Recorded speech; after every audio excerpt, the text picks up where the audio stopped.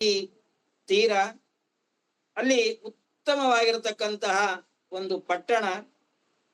ಅಲ್ಲಿ ಆತ್ಮದೇವ ಅಂತ ಹೇಳಿ ಒಬ್ಬ ಬ್ರಾಹ್ಮಣ ವಾಸ ಮಾಡ್ತಾ ಇದ್ದಾನೆ. ಸರ್ವ ವೇದ ವಿಶಾರದ, ಎಲ್ಲ ವೇದಾಂಗಗಳನ್ನ ಚೆನ್ನಾಗಿ ಅಧ್ಯಯನವನ್ನ ಮಾಡಿದ್ದಾನೆ.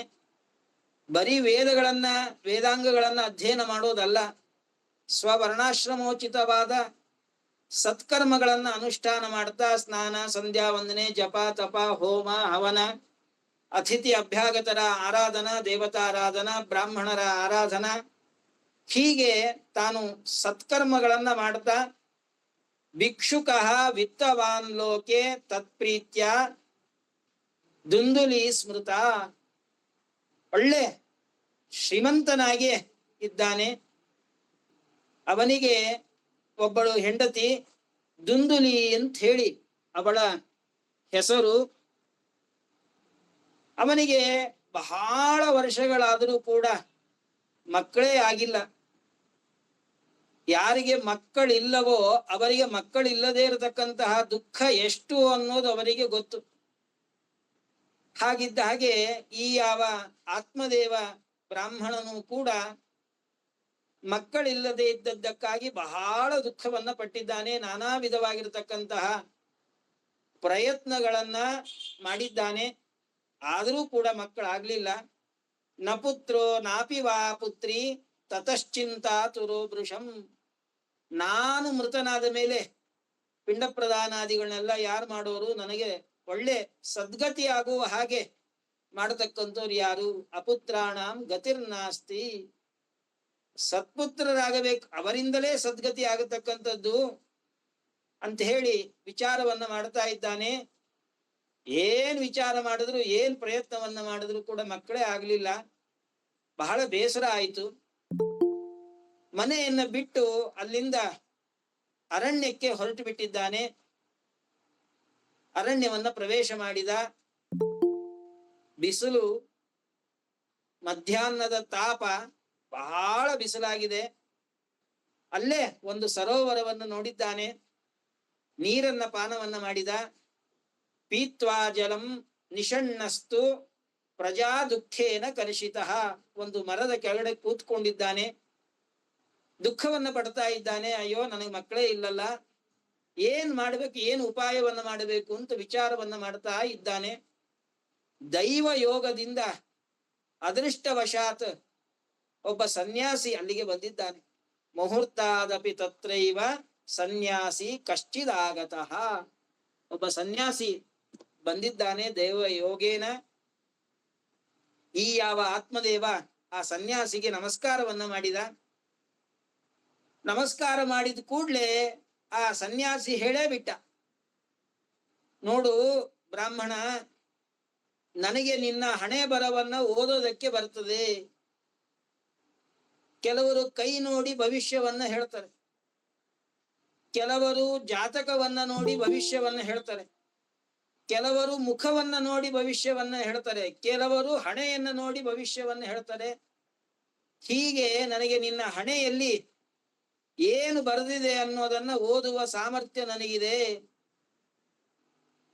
ಬ್ರಾಹ್ಮಣ ಕೇಳಿದ, ಏನು ಹೇಳ್ರಿ, ನನ್ನ ಭವಿಷ್ಯವನ್ನ ಹೇಳ್ರಿ, ನನಗೆ ಮಕ್ಕಳಾಗ್ತಾರೋ ಇಲ್ಲೋ ಅದನ್ನ ಹೇಳ್ರಿ.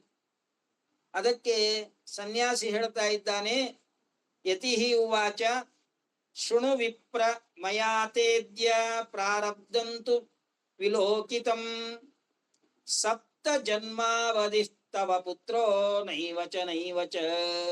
ಒಂದಲ್ಲ ಎರಡಲ್ಲಪ್ಪ,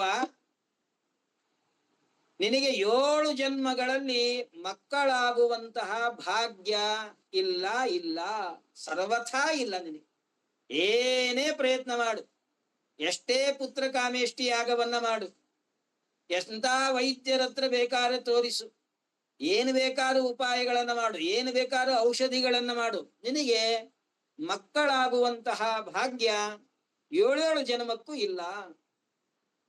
ಬ್ರಾಹ್ಮಣ ಕಾಲನ್ನೇ ಹಿಡಿದ ಆತ್ಮದೇವ, ನೀವು ಸನ್ಯಾಸಿಗಳು, ಋಷಿಗಳು, ನಿಮಗೆ ಯೋಗ ಸಾಮರ್ಥ್ಯ ಇರುತ್ತದೆ, ಯೋಗ ಪ್ರಭಾವ ಲಬ್ಧವಾಗಿರತಕ್ಕಂತಹ ಅತಿಶಯವಾದ ಸಾಮರ್ಥ್ಯ ನಿಮಗಿರುತ್ತದೆ, ನೀವೇನು ಬೇಕಾದ್ರೂ ಮಾಡಬಹುದು. ನನಗೆ ಏನಾದ್ರೂ ಮಾಡಿ ಒಬ್ಬ ಪುತ್ರನನ್ನ ಅನುಗ್ರಹವನ್ನ ಮಾಡ್ರಿ. ವಿವೇಕೇನ ಭವೇತ್ ಕಿಮ್ಮೆ ಪುತ್ರಂ ದೇಹಿ ಬಲಾದಪಿ ತಸ್ಯಾಗ್ರಹಂ ಸಮಾಲೋಕ್ಯ ಫಲಮೇಕಂ ಸ ದತ್ತವಾನ್. ನಾನಾ ಪರಿಯಾಗಿ ಬ್ರಾಹ್ಮಣ ಆ ಸನ್ಯಾಸಿಗಳಲ್ಲಿ ಪ್ರಾರ್ಥನೆಯನ್ನ ಮಾಡಿದ್ದಾನೆ. ಅವನ ಗೋಳನ್ನ ನೋಡಕ್ಕಾಗ್ಲಿಲ್ಲ, ಅವನ ದುಃಖವನ್ನ ನೋಡಕ್ಕಾಗ್ಲಿಲ್ಲ. ಮೊದಲೇ ಬ್ರಾಹ್ಮಣರು ಕರುಣಾಮಯಿಗಳು, ಋಷಿಮುನಿಗಳು ಕರುಣಾಮಯಿಗಳು. ಹೀಗಾಗಿ ಅವನ ಮೇಲೆ ದಯೆ ಬಂದಿದೆ, ಅನುಗ್ರಹವನ್ನ ಮಾಡಬೇಕು ಅಂತ ಅನ್ಸಿದೆ. ಹೀಗಾಗಿ ತಮ್ಮ ತಪಶಕ್ತಿಯಿಂದ ಒಂದು ಹಣ್ಣನ್ನ ಅಭಿಮಂತ್ರಣ ಮಾಡಿ ಆ ಹಣ್ಣನ್ನ ಆ ಬ್ರಾಹ್ಮಣನಿಗೆ, ಆತ್ಮದೇವನಿಗೆ ಕೊಟ್ಟಿದ್ದಾರೆ. ನಿನ್ನ ಹೆಂಡತಿಗೆ ಕೊಡು, ಇದನ್ನ ಭಕ್ಷಣ ಮಾಡ್ಲಿ, ಒಳ್ಳೆ ಉತ್ತಮನಾಗಿರತಕ್ಕಂತಹ ಮಗ ಆಗ್ತಾನೆ ಅಂತ ಹೇಳಿ ಅನುಗ್ರಹವನ್ನ ಮಾಡಿ ಒಂದು ಫಲವನ್ನ ಕೊಟ್ಟಿದ್ದಾರೆ. ಇದಂ ಭಕ್ಷಯ ಪತ್ನ್ಯಾತ್ವಂ ತತಃಪುತ್ರೋ ಭವಿಷ್ಯತಿ. ಸರಿ, ಆ ಬ್ರಾಹ್ಮಣನಿಗೆ ಬಹಳ ಸಂತೋಷ ಆಯ್ತು. ವಿಪ್ರಸ್ತು ಗೃಹಮಾಗತಃ, ಮನೆಗೆ ಬಂದ, ಹೆಂಡತಿಯನ್ನ ನೋಡಿದ್ದಾನೆ. ಆ ಹೆಂಡತಿ ಕೈಗೆ ಹಣ್ಣನ್ನ ಕೊಟ್ಟ. ಇದನ್ನ ನೀನು ಸ್ವೀಕಾರವನ್ನ ಮಾಡು, ಉತ್ತಮನಾಗಿರತಕ್ಕಂತಹ ಮಗ ಆಗ್ತಾನೆ ಅಂತ ಹೇಳಿ ತನ್ನ ಕೆಲಸಕ್ಕೆ ತಾನು ಹೊರಟು ಬಿಟ್ಟಿದ್ದಾನೆ. ದುಂದುಲಿ ಇವಳು ತಾನು ಈಗಿನ ಕಾಲದ ಹೆಣ್ಮಕ್ಳಿದ್ದ ಹಾಗೆ ವಿಚಾರವನ್ನ ಮಾಡಿದ್ದಾಳೆ, ಕೆಟ್ಟ ಕೆಟ್ಟ ವಿಚಾರವನ್ನ ಮಾಡಿದ್ದಾಳೆ.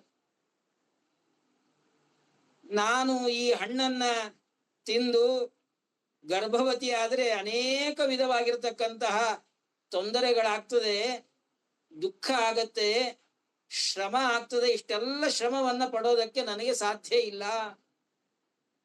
ಫಲಭಕ್ಷೇಣ ಗರ್ಭಂ ಸ್ಯಾತ್. ಋಷಿ ಮುನಿಗಳು ಅಭಿಮಂತ್ರಿಸಿಕೊಟ್ಟಂತಹ ಫಲ ಏನಿದೆ, ಹಣ್ಣೇನಿದೆ, ಇದನ್ನ ನಾನು ಸ್ವೀಕಾರ ಮಾಡಿದ್ರೆ ನಾನು ನಿಶ್ಚಿತವಾಗಿಯೂ ಕೂಡ ಗರ್ಭವತಿ ಆಗ್ತೀನಿ, ಇದರಲ್ಲಿ ಯಾವ ಸಂಶಯ ಇಲ್ಲ. ಆದ್ರೆ ಗರ್ಭವತಿ ಆದ್ರೆ ಎರಡ ತೊಂದರೆ, ನಾನಾ ವಿಧವಾಗಿರತಕ್ಕಂತ ತೊಂದರೆಗಳು ಬರ್ತದೆ. ಗರ್ಭೇಣ ಉದರ ವೃದ್ಧಿತ. ಗರ್ಭವನ್ನ ಧಾರಣೆ ಮಾಡೋದ್ರಿಂದ ಹೊಟ್ಟೆ ವೃದ್ಧಿ ಆಗ್ತದೆ, ಮುಂದೆ ಬರ್ತದೆ. ಹೊಟ್ಟೆ ಮುಂದೆ ಬಂತು ಅಂದ್ರೆ ಹೇಗೆ ಬೇಕಾದ್ರೂ ಹಾಗೆ ಮಲ್ಕೊಳ್ಳೋದಿಕ್ಕೆ ಆಗೋದಿಲ್ಲ, ಚೆನ್ನಾಗಿ ತಿನ್ನೋದಕ್ಕೆ ಸಾಧ್ಯ ಇಲ್ಲ. ಸ್ವಲ್ಪ ಸ್ವಲ್ಪ ಆಹಾರವನ್ನೇ ಸ್ವೀಕಾರ ಮಾಡಬೇಕು, ಯಥೇಷ್ಟವಾಗಿ ಭೋಜನವನ್ನ ಮಾಡೋದಕ್ಕೆ ಸಾಧ್ಯ ಇಲ್ಲ. ಸ್ವಲ್ಪ ಭಕ್ಷಂ, ಅಲ್ಪ ಸ್ವಲ್ಪ ಆಹಾರವನ್ನ ಸ್ವೀಕಾರ ಮಾಡ್ಬೇಕು. ಹೋಗ್ಲಿ, ಹೊಟ್ಟೆ ತುಂಬಾ ಊಟ ಮಾಡಿದ್ರೆ ಶಕ್ತಿ ಇರ್ತದೆ, ಕೆಲಸ ಮಾಡೋದಿಕ್ ಸಾಧ್ಯ. ತಿನ್ನೋದೇ ಸ್ವಲ್ಪ ಸ್ವಲ್ಪ ತಿಂತು ಅಂದ್ರೆ ಕೈಯಲ್ಲಿ ಶಕ್ತಿ ಕಡಿಮೆ ಆಗ್ತದೆ, ಅಶಕ್ತಿ ಆಗ್ತದೆ. ಮನೆ ಕೆಲಸ ಯಾರು ಮಾಡೋರು? ಎಲ್ಲ ನಾನೇ ಮಾಡಬೇಕು. ಬಟ್ಟೆ ಒಗಿಬೇಕು, ನೀರ್ ತರಬೇಕು, ಮನೆ ಗುಡಿಸ್ಬೇಕು, ಸಾರಿಸ್ಬೇಕು, ಎಲ್ಲಾ ನಾನೇ ಮಾಡಬೇಕು. ನಾನೊಬ್ಳೆ ಇಷ್ಟೆಲ್ಲ ಕೆಲಸ ಮಾಡೋದಿಕ್ ಹೇಗ್ ಸಾಧ್ಯ? ಅಷ್ಟೇ ಅಲ್ಲದೆ ತಿಂದು ಉಂಡು ಮಾಡಿ ಸುಖವಾಗಿ ಮಲ್ಕೊಳ್ಳೋಣ ಅಂತಂದ್ರೆ ಮಲ್ಕೊಳ್ಳೋದಿಕ್ಕೂ ಸಾಧ್ಯ ಇಲ್ಲ. ಬೋರ್ಲಾಗ್ ಮಲ್ಕೊಳಕ್ಕಾಗಲ್ಲ, ಅಂಗತ್ನಾಗೆ ಮಲ್ಕೊಳ್ಬೇಕು. ಅಟ್ಲಗಡೆ ಮಲ್ಕೊಳಕ್ಕಾಗಲ್ಲ, ಇಟ್ಲಗಡೆ ಮಲ್ಕೊಳಕ್ಕಾಗೋದಿಲ್ಲ. ಇಷ್ಟೆಲ್ಲ ಕಷ್ಟ ಇದೆ. ಈ ಎಲ್ಲ ಯೌವನ ಏನಿದೆಯಲ್ಲ, ಇದೆಲ್ಲ ಒಂದು ಮಗುವನ್ನ ಹಡಿಯೋವರೆಗೆ. ನನ್ನ ಒಳ್ಳೆ ಸೌಂದರ್ಯ ಏನಿದೆ, ಈ ಸೌಂದರ್ಯ ಹಾಳಾಗಿ ಹೋಗ್ಬಿಡುತ್ತದೆ ನಾನು ಮಗುವನ್ನ ಹಡೆದು ಬಿಟ್ರೆ. ಪ್ರಸವಾಂತಂಚ ಯೌವನಂ. ಅದಕ್ಕೆ ಒಬ್ಬ ಕವಿ ಹೇಳ್ತಾನೆ, ಸ್ತ್ರೀಯರಲ್ಲಿ ಯೌವನ ಎಲ್ಲಿ ತನಕ ಇರ್ತದೆ ಅಂದ್ರೆ ಒಂದು ಮಗು ಆಗೋವರೆಗೂ ಯೌವನ. ಬರ್ತಾ ಬರ್ತಾ ಬರ್ತಾ ವೃದ್ಧಾಪ್ಯ ಬಂದು ಬಿಡುತ್ತದೆ. ಮಕ್ಕಳನ್ನ ಹಡಿತಾ ಹಡಿತಾ ದೇಹದಲ್ಲಿ ಅಶಕ್ತಿ, ಸೌಂದರ್ಯ ಹೋಗ್ತದೆ. ಇಂತಹ ಗರ್ಭಧಾರಣೆಯನ್ನ ನಾನು ಹೇಗ್ ಮಾಡೋದು ಬೇಡ ಅಂತ ವಿಚಾರ ಮಾಡುದು. ಏವಂ ಕುತರ್ಕ ಯೋಗೇನ ತತ್ಫಲಂ ನೈವ ಭಕ್ಷಿತಂ. ಆ ಹಣ್ಣನ್ನ ಸ್ವೀಕಾರನೇ ಮಾಡ್ಲಿಲ್ಲ. ಗಂಡ ಬಂದು ಕೇಳ್ದ, ಹಣ್ಣು ತಿಂದ್ಯಾ ಅಂತ ಹೇಳಿ. ಸರಿ, ಅದಕ್ಕೆ ಆ ದುಂದುಲಿ ಸುಳ್ಳನ್ನು ಹೇಳಿಬಿಟ್ಟಿದ್ದಾಳೆ.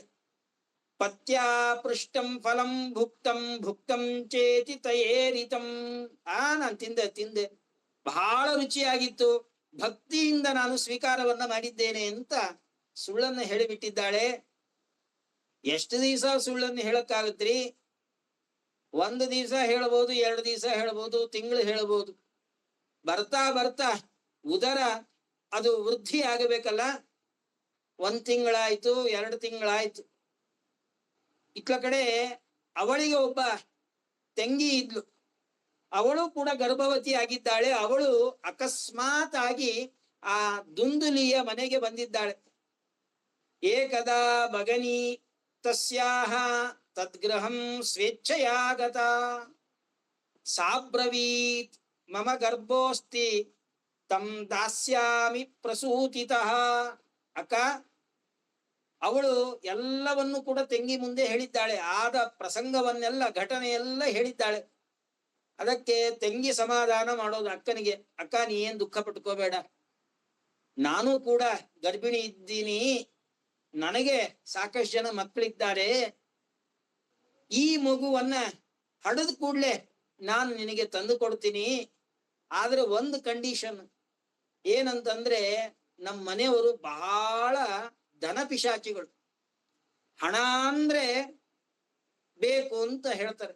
ಹೀಗಾಗಿ ನಮ್ಮ ಯಜಮಾನರಿಗೆ ಒಂದಿಷ್ಟು ಹಣವನ್ನ ಕೊಟ್ಟು ಬಿಡು, ನನಗೆ ಹುಟ್ಟಿರ್ತಕ್ಕಂಥ ಮಗುವನ್ನ ನಾನು ನಿನಗೆ ತಂದು ಕೊಡ್ತೀನಿ, ನನಗೆ ಮಗು ಹುಟ್ಟೋವರೆಗೂ ನೀನು ಗರ್ಭಿಣಿಯಂತೆ ನಟನೆಯನ್ನ ಮಾಡು ಅಂತ ಹೇಳಿದ್ದಾಳೆ. ಹಾಗೆ ಆಗಲಿ ಅಂತ ಆ ದುಂದುಲಿ ಹೊಟ್ಟೆಯಲ್ಲಿ ಬಟ್ಟೆಯನ್ನ ಕಟ್ಟಿಕೊಂಡು ಗರ್ಭಿಣಿಯಂತೆ ನಟನೆಯನ್ನ ಮಾಡ್ತಾ ಇದ್ದಾಳೆ. ಆನೀಯ ಜನಕೋ ಬಾಲಂ ವಿತ್ತಂ ತಂ ಮತ್ಪತೇರ್ಯಚ್ಚ ಸತೆ ದಾಸ್ಯತಿ ಬಾಲಕಂ ಫಲಮರ್ಪಯ ಧೇನ್ಮಯಿತ್ವಂ ಪರೀಕ್ಷಾರ್ಥಂತು ಸಾಂಪ್ರತಂ. ಅದಕ್ಕೆ ಆ ತಂಗಿ ಹೇಳಿದ್ಲು, ಅಷ್ಟೇ ಅಲ್ಲಮ್ಮ, ಋಷಿಗಳು ಮುನಿಗಳು ಕೊಟ್ಟಂತಹ ಹಣ್ಣು, ಅವ್ರು ಏನ್ ಕೊಟ್ಟಿರ್ತಾರೋ ಏನ್ ಮಾಡಿರ್ತಾರೋ, ಮಂತ್ರ ಅಭಿಮಂತ್ರಣೆ ಮಾಡಿ ಕೊಟ್ಟಿದ್ದಾರೆ ಅಂತ ಹೇಳಿ, ಮಂತ್ರಕ್ಕೆಲ್ಲ ಮಾವಿನಕಾಯಿ ಏನು ಉದುರೋದಿಲ್ಲ, ಇರ್ಲಿ ಪರೀಕ್ಷೆ ಮಾಡೋಣ, ನಿನ್ನ ಮನೆ ಹಿಂದೆ ಆಕಳಿದೆಯಲ್ಲ, ಆಕಳಿಗೆ ಆ ಹಣ್ಣನ್ನ ಹಾಕಿಬಿಡು, ಏನಾರ ಆಗಲಿ ಅಂತ. ಸರಿ, ಆ ಹಣ್ಣನ್ನ ಆಕಳಿಗೆ ಹಾಕಿಬಿಟ್ಟಿದ್ದಾರೆ, ಆಕಳು ತಿಂದು ಬಿಡ್ತು. ಹೀಗೆ ಸ್ವಲ್ಪ ದಿವಸ ಕಳೆದಿದೆ. ಆ ದುಂದುಲಿಯ ತಂಗಿ ಮಗುವನ್ನ ಪ್ರಸವಿಸಿದ್ದಾಳೆ, ಗಂಡು ಮಗುವಿಗೆ ಜನ್ಮವನ್ನ ಕೊಟ್ಟಿದ್ದಾಳೆ. ಆ ಮಗುವನ್ನ ತಂದೆ ಕರೆದುಕೊಂಡು ಬಂದು ಆ ದುಂದುಲಿಗೆ ಕೊಟ್ಟಿದ್ದಾನೆ. ಹಣವನ್ನ ಪಡೆದ, ಮಗುವನ್ನ ಕೊಟ್ಟ, ಹೊರಟು ಬಿಟ್ಟಿದ್ದಾನೆ. ಆ ದುಂದುಲಿಯೇ ಆ ಮಗುವನ್ನ ಸಾಕಿದ್ದಾಳೆ. ಹೀಗಾಗಿ ಆ ಮಗುವಿಗೆ ದುಂದುಲಿ ನಾಮಕರಣವನ್ನ ಮಾಡಿದ್ದಾಳೆ, ದುಂದುಕಾರಿ ಅಂತ ಹೇಳಿ. ಪುತ್ರಸ್ಯ ದುಂದುಕಾರೀತಿ ನಾಮ ಮಾತ್ರ ಪ್ರತಿಷ್ಠಿತಂ. ತಾಯಿ ಆ ಮಗುವಿಗೆ ದುಂದುಕಾರಿ ದುಂದುಕಾರಿ ಅಂತ ಹೇಳಿ ನಾಮಕರಣವನ್ನ ಮಾಡಿದ್ದಾರೆ. ಇತ್ಲ ಕಡೆ ಆ ದುಂದುಕಾರಿ ಹುಟ್ಟಿದ 3 ತಿಂಗಳಿಗೆ ಆ ಆಕಳು ಒಂದು ಗಂಡು ಮಗುವಿಗೆ ಜನ್ಮವನ್ನ ಕೊಟ್ಟಿದೆ. ತ್ರಿಮಾಸೆ ನಿರ್ಗತೆ ಚಾಥ ಸಾಧೇನು ಸುಶುವೇರ್ಭಕಂ. ಒಳ್ಳೆ ಮುದ್ದುಗಾರ ಆಗಿರ್ತಕ್ಕಂಥ ಕೂಸನ್ನ ಆಕಳು ಹಡದಿದೆ. ಸರ್ವಾಂಗ ಸುಂದರಂ ದಿವ್ಯಂ ನಿರ್ಮಲಂ ಕನಕಪ್ರಭಂ. ಒಳ್ಳೆ ಬಂಗಾರದ ವರ್ಣ, ಕಿಲ ಕಿಲ ಕಿಲ ಅಂತ ಮಗು ನಗುತ್ತಾ ಇದೆ. ಎಲ್ಲಾ ಅವಯವಗಳು ಕೂಡ ಪರಮ ಸುಂದರವಾಗಿರ್ತಕ್ಕಂಥದ್ದಾಗಿದೆ. ಅವನ ಕಿವಿಗಳು ಮಾತ್ರ ಆಕಳ ಕಿವಿ ಇದ್ದಂಗಿದೆ, ಒಳ್ಳೆ ಉದ್ದ ಕಿವಿ. ಅದನ್ನ ನೋಡಿ ಆತ್ಮದೇವ ಆ ಮಗುವಿಗೆ ನಾಮಕರಣವನ್ನ ಮಾಡ್ತಾ ಇದ್ದಾನೆ, ಗೋಕರ್ಣ ಅಂತ ಹೇಳಿ. ಗೋಕರ್ಣಂತು ಸುತಂ ದೃಷ್ಟ್ವಾ ಗೋಕರ್ಣಂ ನಾಮ ಚಾಕರೋತ್. ಗೋಕರ್ಣ ಪಂಡಿತೋ ಜ್ಞಾನಿ ದುಂದುಕಾರಿ ಮಹಾಕಲಹ. ಇಬ್ಬರ ಸ್ವಭಾವನು ಬೇರೆ ಬೇರೆ. ಗೋಕರ್ಣ ಇಬ್ಬರಿಗೂ ಕೂಡ, ಗೋಕರ್ಣ ಹಾಗೂ ದುಂದುಕಾರಿಗೆ ಆತ್ಮದೇವ ಇಬ್ಬರಿಗೂ ಏಕಕಾಲಕ್ಕೆ ಉಪನಯನಾದಿ ಸಂಸ್ಕಾರಗಳನ್ನ ಮಾಡಿದ್ದಾನೆ. ಗುರುಕುಲಕ್ಕೆ ಬಿಟ್ಟಿದ್ದಾನೆ. ಗೋಕರ್ಣ ಗುರುಕುಲದಲ್ಲಿ ಚೆನ್ನಾಗಿ ಅಧ್ಯಯನವನ್ನ ಮಾಡಿ ವೇದಾಂಗಗಳನ್ನ ಅಧ್ಯಯನವನ್ನ ಮಾಡಿ ಶಾಸ್ತ್ರವನ್ನ ಅಧ್ಯಯನ ಮಾಡಿ ತರ್ಕ ವ್ಯಾಕರಣ ಮೀಮಾಂಸಾದಿ ಎಲ್ಲ ಶಾಸ್ತ್ರಗಳನ್ನ ಅಧ್ಯಯನ ಮಾಡಿ ಬಹಳ ದೊಡ್ಡ ಪಂಡಿತನಾದ ಈ ದುಂದುಕಾರಿ ಗುರುಕುಲದಲ್ಲಿ ಎಲ್ಲ ಬಾಲಕರಿಗೆ ಹಿಂಸೆಯನ್ನ ಕೊಟ್ಟು ಗುರುಗಳಿಗೆ ಹಿಂಸೆಯನ್ನ ಕೊಟ್ಟು ತಾನು ದುಷ್ಟನಾಗಿ ಬೆಳೆದಿದ್ದಾನೆ. ಮಹಾಕಲಹ ಮಹಾದುಷ್ಟನಾಗಿ ಬೆಳೆದು ಬಿಟ್ಟಿದ್ದಾನೆ. ಎಷ್ಟು ಅವನ ದುಷ್ಟತನ ಇತ್ತು ಅಂತಂದ್ರೆ ಆಚಾರ ಇಲ್ಲ, ವಿಚಾರ ಇಲ್ಲ, ಸ್ನಾನ ಸಂಧ್ಯಾವನ್ನೇ ಜಪ ತಪ ಯಾವ್ದ್ಯಾವುದು ಇಲ್ಲ. ಸ್ನಾನ ಶೌಚ ಕ್ರಿಯಾಹೀನ. ಎಲ್ಲದಕ್ಕಿಂತ ಮೊದಲಿಗೆ ಸ್ನಾನವನ್ನು ಮಾಡಬೇಕು. ಬಹಿರ್ದೇಶಕ್ಕೆ ಹೋಗಿ ಮುಖ ಪ್ರಕ್ಷಾಳನಾದಿಗಳನ್ನೆಲ್ಲ ಮಾಡಿಕೊಂಡು ಶತಂ ವಿಹಾಯ ಸ್ನಾತವ್ಯಂ ಶತಂ ವಿಹಾಯ ಭೋಕ್ತವ್ಯಂ ಸಹಸ್ರಂ ಸ್ನಾನಮಾಚರಿ. 100 ಕೆಲಸ ಇದ್ರು 100 ಕೆಲಸ ಬಿಟ್ಟು ಮೊದಲಿಗೆ ಊಟ ಮಾಡಬೇಕಂತ. 1000 ಕೆಲಸ ಇದ್ರು 1000 ಕೆಲಸಗಳನ್ನ ಬಿಟ್ಟು ಮೊದಲಿಗೆ ಸ್ನಾನವನ್ನ ಮಾಡಬೇಕಂತ. ಸ್ನಾನ ಇಲ್ಲ, ಶೌಚ ಬಾಹ್ಯ ಶೌಚ ಆಂತರಿಕವಾದ ಶೌಚಗಳಿಲ್ಲ, ಯಾವ ಸಂಧ್ಯಾವಂದನಾದಿ ಸತ್ಕರ್ಮಗಳಿಲ್ಲ, ಯಾವ್ದ್ಯಾವುದು ಇಲ್ಲ. ದುರ್ಭಕ್ಷಿ, ಎಲ್ಲೆಲ್ಲೋ ತಿನ್ನೋದು, ಏನೇನೋ ತಿನ್ನೋದು, ಹೇಗೇಗೋ ತಿನ್ನೋದು, ಸ್ನಾನ ಮಾಡದಲೇ ತಿನ್ನೋದು, ಮಾಂಸ ಭಕ್ಷಣಾದಿಗಳನ್ನ ಮಾಡ್ತಕ್ಕಂಥದ್ದು. ಕ್ರೋಧವರ್ಧಿತ, ಯಾವಾಗೂ ಸಿಡಿ ಸಿಡಿ ಸಿಡಿ ಸಿಡಿ, ಎಲ್ಲರ ಮೇಲೂ ಕೋಪವನ್ನ ಮಾಡಿಕೊಳ್ಳೋದು. ಬಾಯಿ ಬಿಟ್ರೆ ಅವಾಚ್ಯವಾದಂತಹ ಶಬ್ದಗಳು ಹೊರಗೆ ಬರಬೇಕು, ಕೆಟ್ಟ ಕೆಟ್ಟ ಮಾತುಗಳನ್ನೇ ಆಡಬೇಕು. ದುಷ್ಪರಿಗ್ರಹಕರ್ತಾಚ, ಯಾವುದನ್ನ ದಾನ ತೆಗೆದುಕೊಳ್ಳಬಾರದು ಅಂತವುಗಳನ್ನ ದಾನ ತೆಗೆದುಕೊಳ್ಳೋದು. ಎಳ್ಳನ್ನ 1 ಮೂಟೆ ಎಳ್ಳನ್ನ ದಾನ ತಗೊಂಡ್ಬಿಡೋದು. ಹಾಗೆ ಹೆಚ್ಚ ಉಗ್ರಹ ಪ್ರತಿಗ್ರಹ, ಉಗ್ರವಾದ ಪ್ರತಿಗ್ರಹವನ್ನ ಮಾಡಬಾರದು. ಆದರೆ ಈ ದುಂದುಕಾರಿ ಏನು ಬೇಕಾದ್ರೂ ದಾನವನ್ನು ಸ್ವೀಕಾರ ಮಾಡ್ತಾ ಇದ್ದ. ಶವಹಸ್ತೇನ ಭೋಜನಂ, ಶವಹಸ್ತದಿಂದ ಭೋಜನವನ್ನ ಮಾಡಬಾರದು. ಇದನ್ನ ಶಾಸ್ತ್ರ ನಿಷೇಧ ಮಾಡಿದೆ. ಶವಹಸ್ತೇನ ಭೋಜನಂ ಅಂತಂದ್ರೆ ಶ್ರಾದ್ದ ಭೋಜನವನ್ನ ಮಾಡಬಾರದು ಅಂತ ಅರ್ಥ ಅಲ್ಲ. ಶ್ರಾದ್ದಕ್ಕೆ ಬ್ರಾಹ್ಮಣರು ಹೋಗಬೇಕು. ಹಾಗಾದ್ರೆ ಶವಭೋಜನ ಅಂದ್ರೆ ಏನು ಅಂತಂದ್ರೆ ಅಲ್ಲೇ ಕರ್ಮಾಂತರ ವನದಲ್ಲಿ ಏನು ಭೋಜನವನ್ನ ಕವಳ ಅಂತ ಅದನ್ನ ಕರೀತಾರೆ. ಆ ಒಂದೊಂದೇ 16 ತುತ್ತುಗಳನ್ನ ಹಾಕ್ತಾರೆ. ಅಂತಹ ಶವ ಭೋಜನವನ್ನ, ಶವಹಸ್ತ ಭೋಜನವನ್ನ ಮಾಡಬಾರದು ಅಂತ ಶಾಸ್ತ್ರ ನಿಷೇಧ ಮಾಡಿದೆ. ಈ ದುಂದುಕಾರಿ ತಾನು ಪ್ರತಿನಿತ್ಯದಲ್ಲಿಯೂ ಕೂಡ ಶವಹಸ್ತದಿಂದ ಭೋಜನವನ್ನ ಮಾಡತಕ್ಕಂಥದ್ದು, ಕೇವಲ ಹಣವನ್ನ ಸಂಪಾದನೆ ಮಾಡತಕ್ಕಂಥದ್ದು. ಹೀಗೆ ಮಾಡ್ತಾ ಎಲ್ಲರಿಗೂ ಹಿಂಸೆಯನ್ನ ಕೊಡ್ತಾ ದೊಡ್ಡ ತಲೆನೋವು ಆಗಿಬಿಟ್ಟ ತಂದೆ ತಾಯಿಗಳಿಗೆ. ಅದಕ್ಕೆ ಮಕ್ಕಳಿಗೆ ಚೆನ್ನಾಗಿ ಸಂಸ್ಕಾರವನ್ನ ಕೊಡಬೇಕು.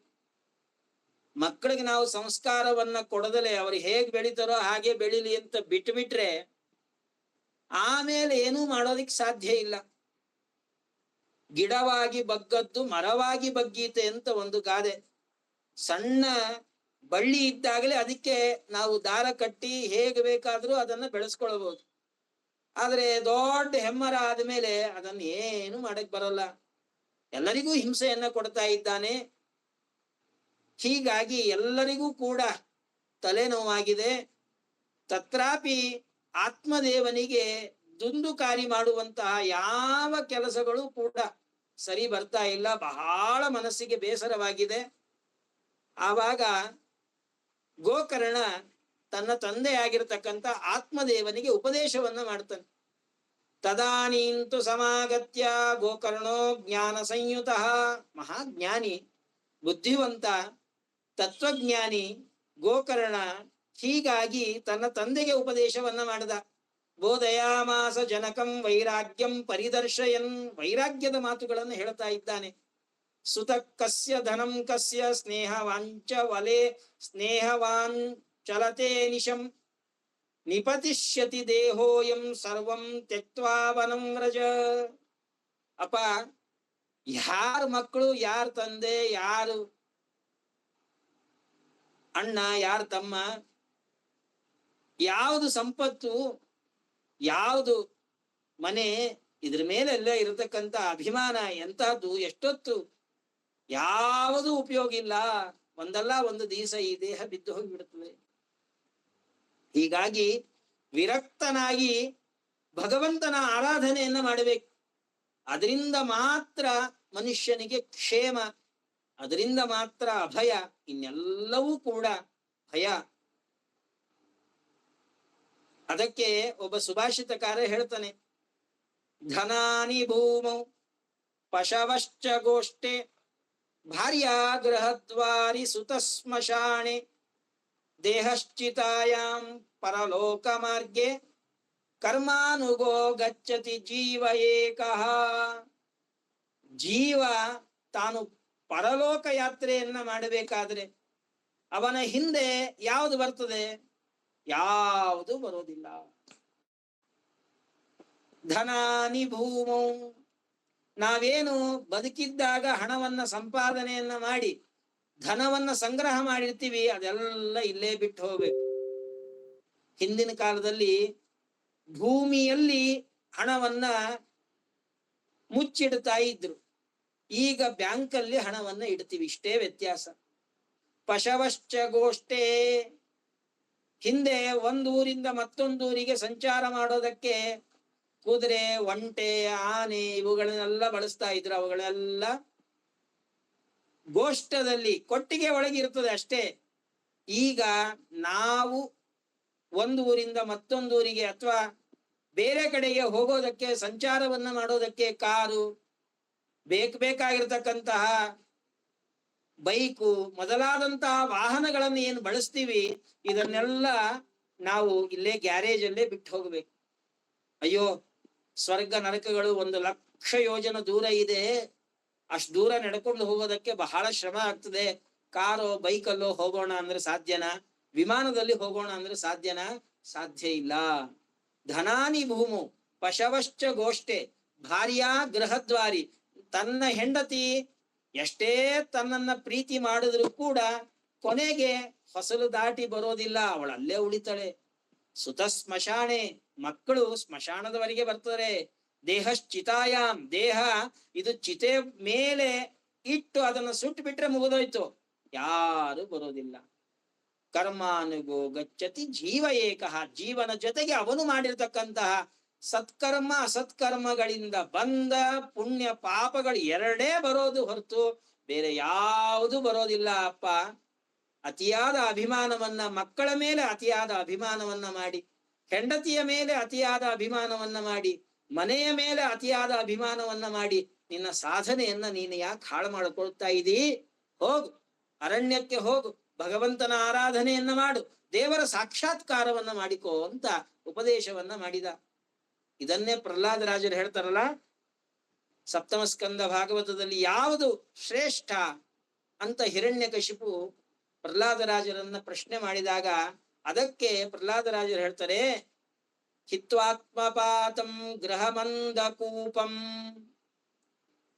ನಮ್ಮನ್ನ ಕತ್ತಲೆ ಕೋಣೆಗೆ ತಳ್ಳುವಂತಹ, ಗರ್ತಕ್ಕೆ ನಮ್ಮನ್ನ ಹಾಕುವಂತಹ ಈ ಸಂಸಾರ ಏನಿದೆಯಲ್ಲ, ಇದನ್ನ ಬಿಟ್ಟು ವನಂಗತೋ ಯದ್ಧರಿಮಾಶ್ರಯೇತ, ಅರಣ್ಯಕ್ಕೆ ಹೋಗಿ ಭಗವಂತನ ಆರಾಧನೆಯನ್ನ ಮಾಡತಕ್ಕಂಥದ್ದು, ದೇವರನ್ನ ಕುರಿತು ತಪಸ್ಸನ್ನ ಮಾಡತಕ್ಕಂಥ ಇದೇ ಶ್ರೇಷ್ಠ ಅಂತ ತಿಳಿದಿದ್ದೇನೆ ಅಂತ ಪ್ರಹ್ಲಾದರಾಜರು ಹೇಳ್ತಾರೆ. ಹಾಗಿದ್ದ ಹಾಗೆ ಗೋಕರ್ಣ ಆತ್ಮದೇವನಿಗೆ ಉಪದೇಶವನ್ನ ಮಾಡಿದ್ದಾನೆ.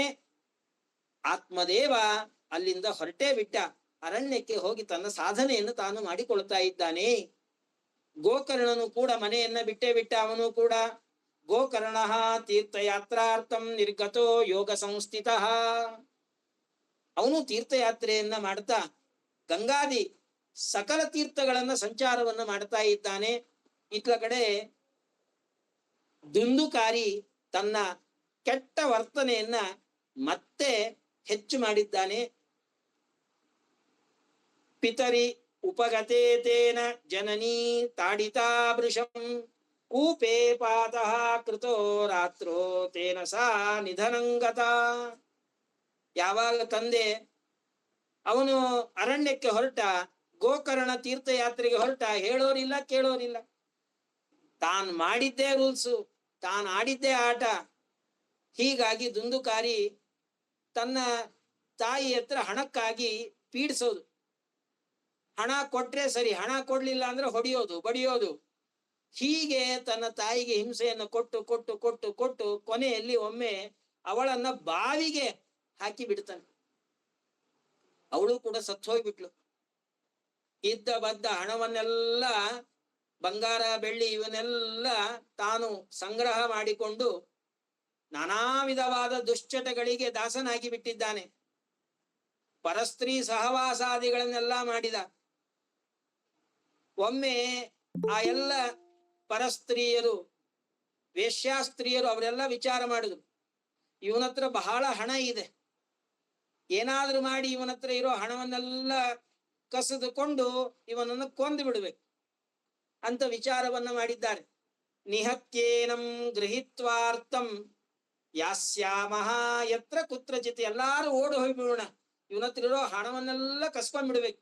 ಹಾಗಾದ್ರೆ ಏನ್ ಮಾಡ್ಬೇಕು? ಇವನ್ ಕೊಲ್ಲಬೇಕು. ಹೇಗ್ ಕೊಲ್ಲಬೇಕು? ಇತಿತಾ ನಿಶ್ಚಿತಂ ಕೃತ್ವಾ ಸುಪ್ತಂ ಸಂಬದ್ಯ ರಶ್ಮಿಭಿಹಿ. ಮಲಗಿದ್ದ ದುಂದುಕಾರಿ, ಅವನನ್ನ ಚೆನ್ನಾಗಿ ಹಗ್ಗದಿಂದ ಕಟ್ ಹಾಕಿಬಿಟ್ಟಿದ್ದಾರೆ. ಕಟ್ ಹಾಕಿ ಅವನ ಮುಖದಲ್ಲಿ ನಿಕಿ ನಿಕಿ ನಿಕಿ ಕೆಂಡ ಅದನ್ನ ಹಾಕಿದ್ದಾರಂತೆ. ತಪ್ತಾಂಗಾರ ಸಮಾಹೂಂಶ್ಚ ತನ್ಮುಖೇ ಹಿ ವಿಚಿಕ್ಷಿಪುಹು. ನಿಕಿ ನಿಕಿ ಕೆಂಡವನ್ನ ತಂದು ಅವನ ಬಾಯಲ್ಲಿ ಹಾಕಿದ್ದಾರೆ, ಅವನ ಮುಖದಲ್ಲಿ ಹಾಕಿದ್ದಾರೆ. ಅಗ್ನಿರ್ಜ್ವಾಲಾತಿ ದುಃಖೇನ ವ್ಯಾಕುಲೋ ನಿಧನಂಗತಃ. ಆ ಅಗ್ನಿ ಮೈಮೇಲ್ ಬಿದ್ರೆ ಅದರ ಶಾಖವನ್ನ, ಅದರ ಬಿಸಿಯನ್ನ ತಡ್ಕೊಳಕ್ ಸಾಧ್ಯನಾ? ಇಲ್ಲ. ಮುಖ ಎಲ್ಲ ಸುಟ್ಟು ಹೋಗಿದೆ, ದೇಹ ಎಲ್ಲ ಬೆಂದು ಹೋಗಿದೆ. ವಿಲಿ ವಿಲಿ ವಿಲಿ ವಿಲಿ ಒದ್ದಾಡ್ತಾ ಅವನು ಪ್ರಾಣತ್ಯಾಗವನ್ನ ಮಾಡಿದ್ದಾನೆ. ಮಾಡಿ ಏನಾದ? ಅನೇಕ ಆಶೆ ಆಕಾಂಕ್ಷೆಗಳನ್ನ ಇಟ್ಟುಕೊಂಡು ದುರ್ಮರಣವನ್ನ ಹೊಂದಿದ್ದಾನೆ. ಹೀಗಾಗಿ ದೊಡ್ಡ ಪ್ರೇತನಾಗಿ ಬಿಟ್ಟ. ಯಾವುದೋ ಒಂದು ಸಿನಿಮಾದಲ್ಲಿ ಬರ್ತದಲ್ಲ ಅಘೋರಿ ಅಂತ, ಹಾಗಿದ್ದಾಗೆ ಇವನು ದೊಡ್ಡ ಅಘೋರಿ ಆಗಿ ಬಿಟ್ಟಿದ್ದಾನೆ. ದುಂದುಕಾರಿ ಬಭೂವಾತ ಮಹಾನ್ ಪ್ರೇತಃ ಕುಕರ್ಮತಃ. ದೊಡ್ಡ ದೊಡ್ಡ ಅಸತ್ಕರ್ಮವನ್ನ, ಕೆಟ್ಟ ಕೆಲಸಗಳನ್ನ ಮಾಡಿದ್ರೆ ಆವಾಗ ದೊಡ್ಡ ಬ್ರಹ್ಮರಾಕ್ಷಸನಾಗುವಂತಹ ದುರ್ಭಾಗ್ಯತೆ ಅವನಿಗೆ ಬರ್ತದೆ. ಹಾಗಿದ್ದ ಹಾಗೆ ದುಂದುಕಾರಿ ಅವನು ದೊಡ್ಡ ಬ್ರಹ್ಮರಾಕ್ಷಸನಾಗಿ ಬಿಟ್ಟಿದ್ದಾನೆ. ವಾತ್ಯಾರೂಪಧರೋ ನಿತ್ಯಂ ಧಾವನ್ ದಶ ದಿಶೋಂತರಂ. 10 ದಿಕ್ಕುಗಳನ್ನು ಸಂಚಾರ ಮಾಡ್ತಾ ಇದ್ದಾನೆ. ಗಾಳಿಯ ರೂಪದಲ್ಲಿ ಸಂಚಾರವನ್ನ ಮಾಡ್ತಾ ಇದ್ದಾನೆ. ನೋಡ್ರಿ, ಬ್ರಾಹ್ಮಣರ ನಿಂದಾದಿಗಳನ್ನ ಮಾಡಿದ್ರೆ, ಶಾಸ್ತ್ರ ವಿಹಿತವಲ್ಲದ ಕರ್ಮಗಳನ್ನ ಮಾಡಿದ್ರೆ, ಬ್ರಹ್ಮಹತ್ಯಾದಿಗಳನ್ನ ಮಾಡಿದ್ರೆ, ತಂದೆ ತಾಯಿಗಳಿಗೆ ಹಿಂಸೆಯನ್ನ ಕೊಟ್ರೆ ಏನಾಗ್ತಾರೆ? ಬ್ರಹ್ಮರಾಕ್ಷಸರಾಗ್ತಾರೆ. ಹೀಗಾಗಿ ದೊಡ್ಡ ಬ್ರಹ್ಮರಾಕ್ಷಸನಾಗಿ ಅಲ್ಲೇ ಮನೆ ಸುತ್ತಲೂ ತಿರುಗಾಡ್ತಾ ಇದ್ದಾನೆ. ಗೋಕರ್ಣ ತಾನು ಲೋಕ ಸಂಚಾರಕ್ಕೆ ಎಲ್ಲ ತೀರ್ಥಗಳ ಸಂಚಾರವನ್ನ ಮಾಡ್ತಾ ಮಾಡ್ತಾ ಮಾಡ್ತಾ ಕಾಲಕ್ರಮೇಣ ಮತ್ತೆ ತಿರುಗ ತನ್ನ ಪಟ್ಟಣಕ್ಕೆ ಬಂದಿದ್ದಾನೆ, ತನ್ನ ಮನೆಗೆ ಬಂದಿದ್ದಾನೆ. ಏವಂ ಭ್ರಮನ್ಸ ಗೋಕರ್ಣ ಸ್ವಪುರಂ ಸಮುಪೇಯಿವಾನ್ ರಾತ್ರೋ ಗೃಹಾಂಗಣೆ ಸುಪ್ತಂ ಆಗತೋ ಅಲಕ್ಷಿತ ಪರೈಹಿ. ತನ್ನ ಮನೆಗೆ ಬಂದ. ರಾತ್ರಿಯಲ್ಲಿ ಮನೆ ಮುಂದೆ ದೊಡ್ಡ ಅಂಗಳ ಇತ್ತು. ಆ ಅಂಗಳದಲ್ಲಿ ತಾನು ಮಲಗಿಕೊಂಡಿದ್ದಾನೆ. ನಿದ್ದೆ ಬಂದಿಲ್ಲ, ವಿಚಾರ ಮಾಡ್ತಾ ಮಲಗಿಕೊಂಡಿದ್ದಾನೆ. ಆ ಸಂದರ್ಭದಲ್ಲಿ ಈ ದುಂದುಕಾರಿ ಏನು ಪ್ರೇತನಾಗಿದ್ದಾನಲ್ಲ, ಬ್ರಹ್ಮರಾಕ್ಷಸನಾಗಿದ್ದಾನಲ್ಲ, ಅವನು ಇಚ್ಛೆಗೆ ಬಂದಂತೆ ರೂಪಗಳನ್ನ ಸ್ವೀಕಾರ ಮಾಡಬಹುದು. ಭೂತ ಪ್ರೇತ ಪಿಶಾಚಿಗಳಿಗೆ ಆ ವಿಧವಾದಂತಹ ಆಸುರಿ ಶಕ್ತಿ ಇರ್ತದೆ. ಹೀಗಾಗಿ ಯಾರ ಕಣ್ಣಿಗೂ ಕಾಣಿಸ್ತಾ ಇಲ್ಲ. ಕೇವಲ ದುಂದುಕಾರಿ ಗೋಕರ್ಣನ ಕಣ್ಣಿಗೆ ಮಾತ್ರ ಕಾಣಿಸ್ಬೇಕು. ಸಕನ್ಮೇಷ ಕೆಲವೊಂದು ಸಂದರ್ಭದಲ್ಲಿ ಮೇಕೆಯಾಗಿ ಕಾಣಿಸ್ತಾ ಇದ್ದಾನೆ. ಎಲ್ಲೋ ಶಬ್ದ ಕೇಳಿಸ್ತಾ ಇದೆ, ಮೇಕೆ ಶಬ್ದ ಕೇಳಿಸ್ತಾ ಇದೆ, ನೋಡಿದ್ರೆ ಮೇಕೆ.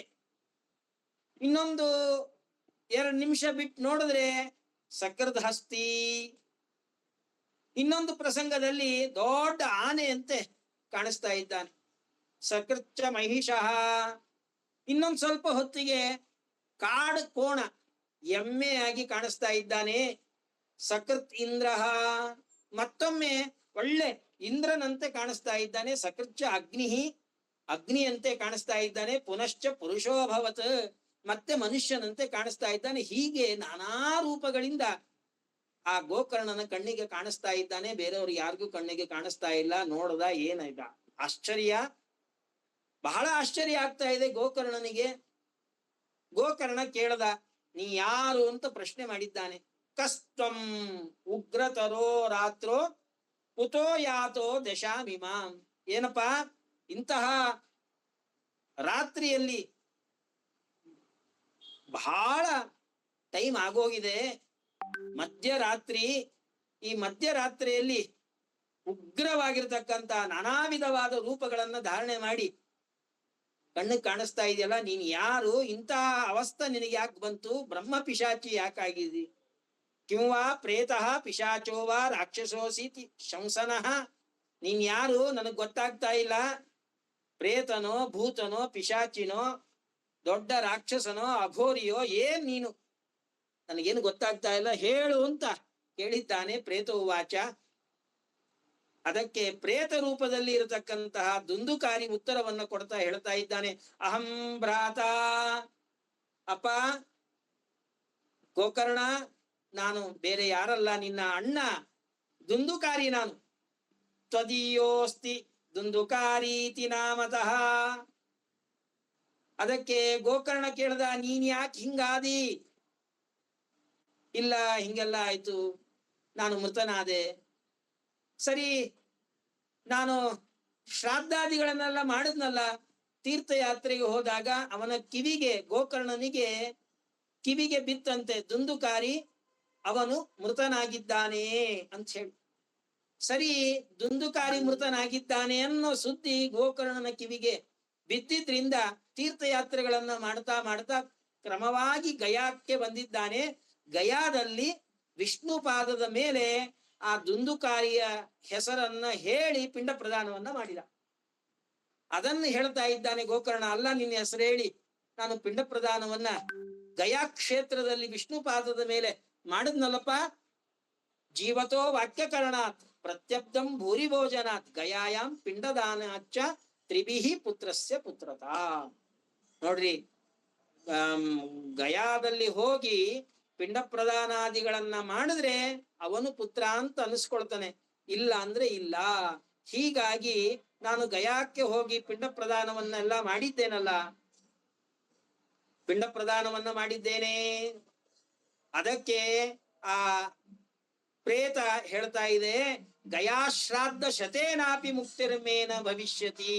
ಒಂದಲ್ಲ ಎರಡಲ್ಲ 100 ಸರಿ ನೀನು ಗಯಾಕ್ಕೆ ಹೋಗಿ ವಿಷ್ಣು ಪಾದದಲ್ಲಿ ಶ್ರಾದ್ದಾದಿಗಳನ್ನ ಮಾಡಿದ್ರು, ಪಿಂಡ ಪ್ರದಾನಾದಿಗಳನ್ನ ಮಾಡಿದ್ರು, ನನಗೆ ಈ ಯಾವ ಪ್ರೇತತ್ವ ಹೋಗೋದಿಲ್ಲ, ಪ್ರೇತತ್ವದ ನಿವೃತ್ತಿ ಆಗೋದಿಲ್ಲ. ಈಗ ದೇವರು ಬರ್ತಾ ಇದ್ದಾನೆ. ಒಂದು 5 ನಿಮಿಷ ದೇವರು ಮುಂದೆ ಹೋದ ಮೇಲೆ ಪ್ರವಚನವನ್ನು ಹೇಳ್ತೀನಿ. ಎಲ್ಲರೂ ಲೈನಲ್ಲೇ ಇರ್ರಿ.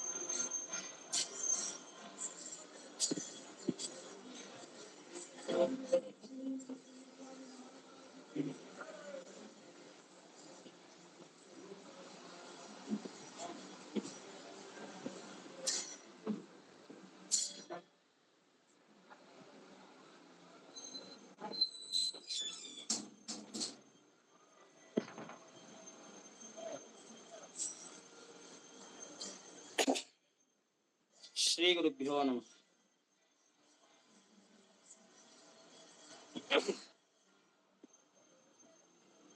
ಗಯಾಶ್ರಾದ್ದ ಶತೇನಾಪಿ ಮುಕ್ತಿರ್ಮೇ ನ ಭವಿಷ್ಯತಿ ಉಪಾಯಮಪರಂ ಕಿಂಚಿತ್ ತ್ವಂ ವಿಚಾರಯ ಸಾಂಪ್ರತಂ.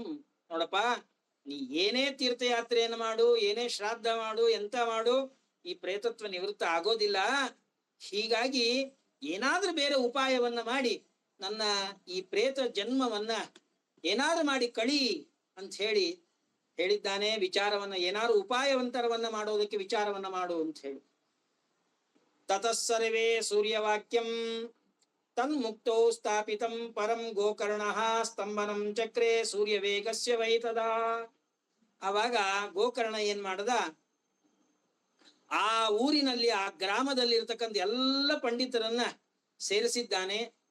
ಸೇರಿಸಿ ಅವರು ಮುಂದೆ ಈ ಸಮಸ್ಯೆಯನ್ನ ಇಟ್ಟ. ನೋಡ್ರಿ, ಈಗೆಲ್ಲ ಆಗಿದೆ. ನನ್ನ ಅಣ್ಣ ದುಂದುಕಾರಿ, ಅವನು ಪ್ರೇತನಾಗಿದ್ದಾನೆ. ಅವನಿಗೆ ಪ್ರೇತ ಜನ್ಮದಿಂದ ಮುಕ್ತಿ ಬೇಕಾಗಿದೆ. ಅದಕ್ಕೇನು ಉಪಾಯ ಮಾಡ್ಬೇಕು, ಏನು ಹೋಮ ಮಾಡ್ಬೇಕು, ಏನ್ ಯಜ್ಞ ಮಾಡ್ಬೇಕು, ಏನ್ ಪಾರಾಯಣ ಮಾಡ್ಬೇಕು, ಏನ್ ಮಾಡ್ಬೇಕು ಅಂತ ಹೇಳ್ತಿರೋ ಹೇಳ್ರಿ, ನಾನು ಅದನ್ನ ಮಾಡೋದಕ್ಕೆ ಸಿದ್ಧನಿದ್ದೇನೆ ಅಂತ ಪ್ರಸಿದ್ಧ ಜ್ಯೋತಿಷ್ಕರನ್ನೆಲ್ಲ ಕೇಳಿದ್ದಾನೆ. ಆದರೆ ಯಾರು ಉತ್ತರವನ್ನು ಕೊಡ್ಲಿಲ್ಲಂತೆ. ಅದರಲ್ಲಿ ಒಬ್ಬ ಜ್ಯೋತಿಷಿಕ ಹೇಳ್ದ, ಎಲ್ಲದಕ್ಕೂ ಸಾಕ್ಷಿ ಸೂರ್ಯ. ನಾವು ಮಾಡತಕ್ಕಂತ ಸತ್ಕರ್ಮಗಳಾಗ್ಲಿ ಅಸತ್ಕರ್ಮಗಳಾಗ್ಲಿ ಈ ಎಲ್ಲ ಕರ್ಮಗಳನ್ನ ಯಾವಾಗೂ ನೋಡ್ತಕ್ಕಂಥವನು ಸೂರ್ಯ ಇದ್ದಾನೆ. ಹೀಗಾಗಿ ಆ ಸೂರ್ಯನನ್ನೇ ಕೇಳ ಹೋಗು, ಸೂರ್ಯ ಏನಾದ್ರು ಇದಕ್ಕೆ ಉತ್ತರ ಹೇಳಿದ್ರೆ ಹೇಳಬಹುದು ಅಂತ. ಹೌದಾ, ಸರಿ ಅಂತ ಹೇಳಿ ಗೋಕರ್ಣ ಅವನ ತಪಸ್ಸು ಎಷ್ಟಿತ್ತು, ಅವನ ತಪಶಕ್ತಿ ಎಷ್ಟಿತ್ತು ಅಂತಂದ್ರೆ ಸಂಚಾರ ಮಾಡ್ತಾ ಇರುವಂತ ಸೂರ್ಯನನ್ನ ಹಿಡಿದು ನಿಲ್ಲಿಸದಂತೆ. ಗೋಕರ್ಣ ಸ್ತಂಭನಂ ಚಕ್ರೆ ಸೂರ್ಯ ವೇಗಸ್ಯ ವೈತದ. ಸೂರ್ಯ ಏನು ವೇಗದಿಂದ ಸಂಚಾರವನ್ನ ಮಾಡ್ತಾ ಇದ್ದಾನೆ, ಪೂರ್ವದಿಂದ ಪಶ್ಚಿಮಕ್ಕೆ ಹೋಗ್ತಾ ಇದ್ದಾನೆ. ಆ ಸೂರ್ಯ ಹೋಗುವಂತ ರಥವನ್ನ ತಡೆದು ನಿಲ್ಲಿಸಿ ಆ ಸೂರ್ಯನನ್ನ ಕೇಳ್ತಾ ಇದ್ದಾನೆ, ನಾನು ಏನು ಉಪಾಯವನ್ನ ಮಾಡಿದ್ರೆ ನನ್ನ ಅಣ್ಣನ ಪ್ರೇತತ್ವ ನಿವೃತ್ತಿ ಆಗ್ತದೆ. ತುಭ್ಯಂ ನಮೋ ಜಗತ್ಸಾಕ್ಷಿನ್ ಬ್ರೂಹಿಮೇ ಮುಕ್ತಿ ಹೇತುಕಂ. ಜಗತ್ಸಾಕ್ಷಿ, ಜಗತ್ತಿನಲ್ಲಿರ್ತಕ್ಕಂಥ ಜನರು ಮಾಡುವಂತ ಸಕಲ ಕರ್ಮಗಳಿಗೂ ಕೂಡ ಸಾಕ್ಷಿಯಾದ ಸವಿತ್ರ ನಾಮಕ ಅಂತರ್ಯಾಮಿಯಾದ ಭಗವಂತ, ನಿನಗೆ ನಮಸ್ಕಾರ. ಹೇಳು, ನನ್ನ ಅಣ್ಣ ಮುಕ್ತನಾಗೋದಕ್ಕೆ ನಾನು ಏನು ಉಪಾಯವನ್ನು ಮಾಡಬೇಕು. ಅದಕ್ಕಾಗಿ ಸೂರ್ಯಾಂತರ್ಯಾಮಿಯಾದ ಭಗವಂತ ಸೂರ್ಯನ ದ್ವಾರ ಹೇಳಿದ್ದಾನೆ. ಶ್ರೀಮದ್ ಭಾಗವತಾತ್ ಮುಕ್ತಿ ಸಪ್ತಾಹಂ ವಾಚನಂ ಕುರು. ನೋಡಪ್ಪ, ಬೇರೆ ಏನ್ ಮಾಡಿದ್ರೂ ಉಪಯೋಗ ಇಲ್ಲ. ಶ್ರೀಮದ್ ಭಾಗವತವನ್ನ ಸಪ್ತಾಹ ಕ್ರಮದಲ್ಲಿ ವಾಚನವನ್ನ ಮಾಡು. ಭಾಗವತದಿಂದ ಮಾತ್ರ ಮುಕ್ತಿ ಹೊಂದೋದಕ್ಕೆ ಸಾಧ್ಯ. ಭಾಗವತವನ್ನ ಬಿಟ್ರೆ ಇನ್ಯಾವುದರಿಂದಲೂ ಕೂಡ ಪ್ರೇತ ಜನ್ಮ ಕಳೆಯೋದಕ್ಕೆ ಸಾಧ್ಯ ಇಲ್ಲ.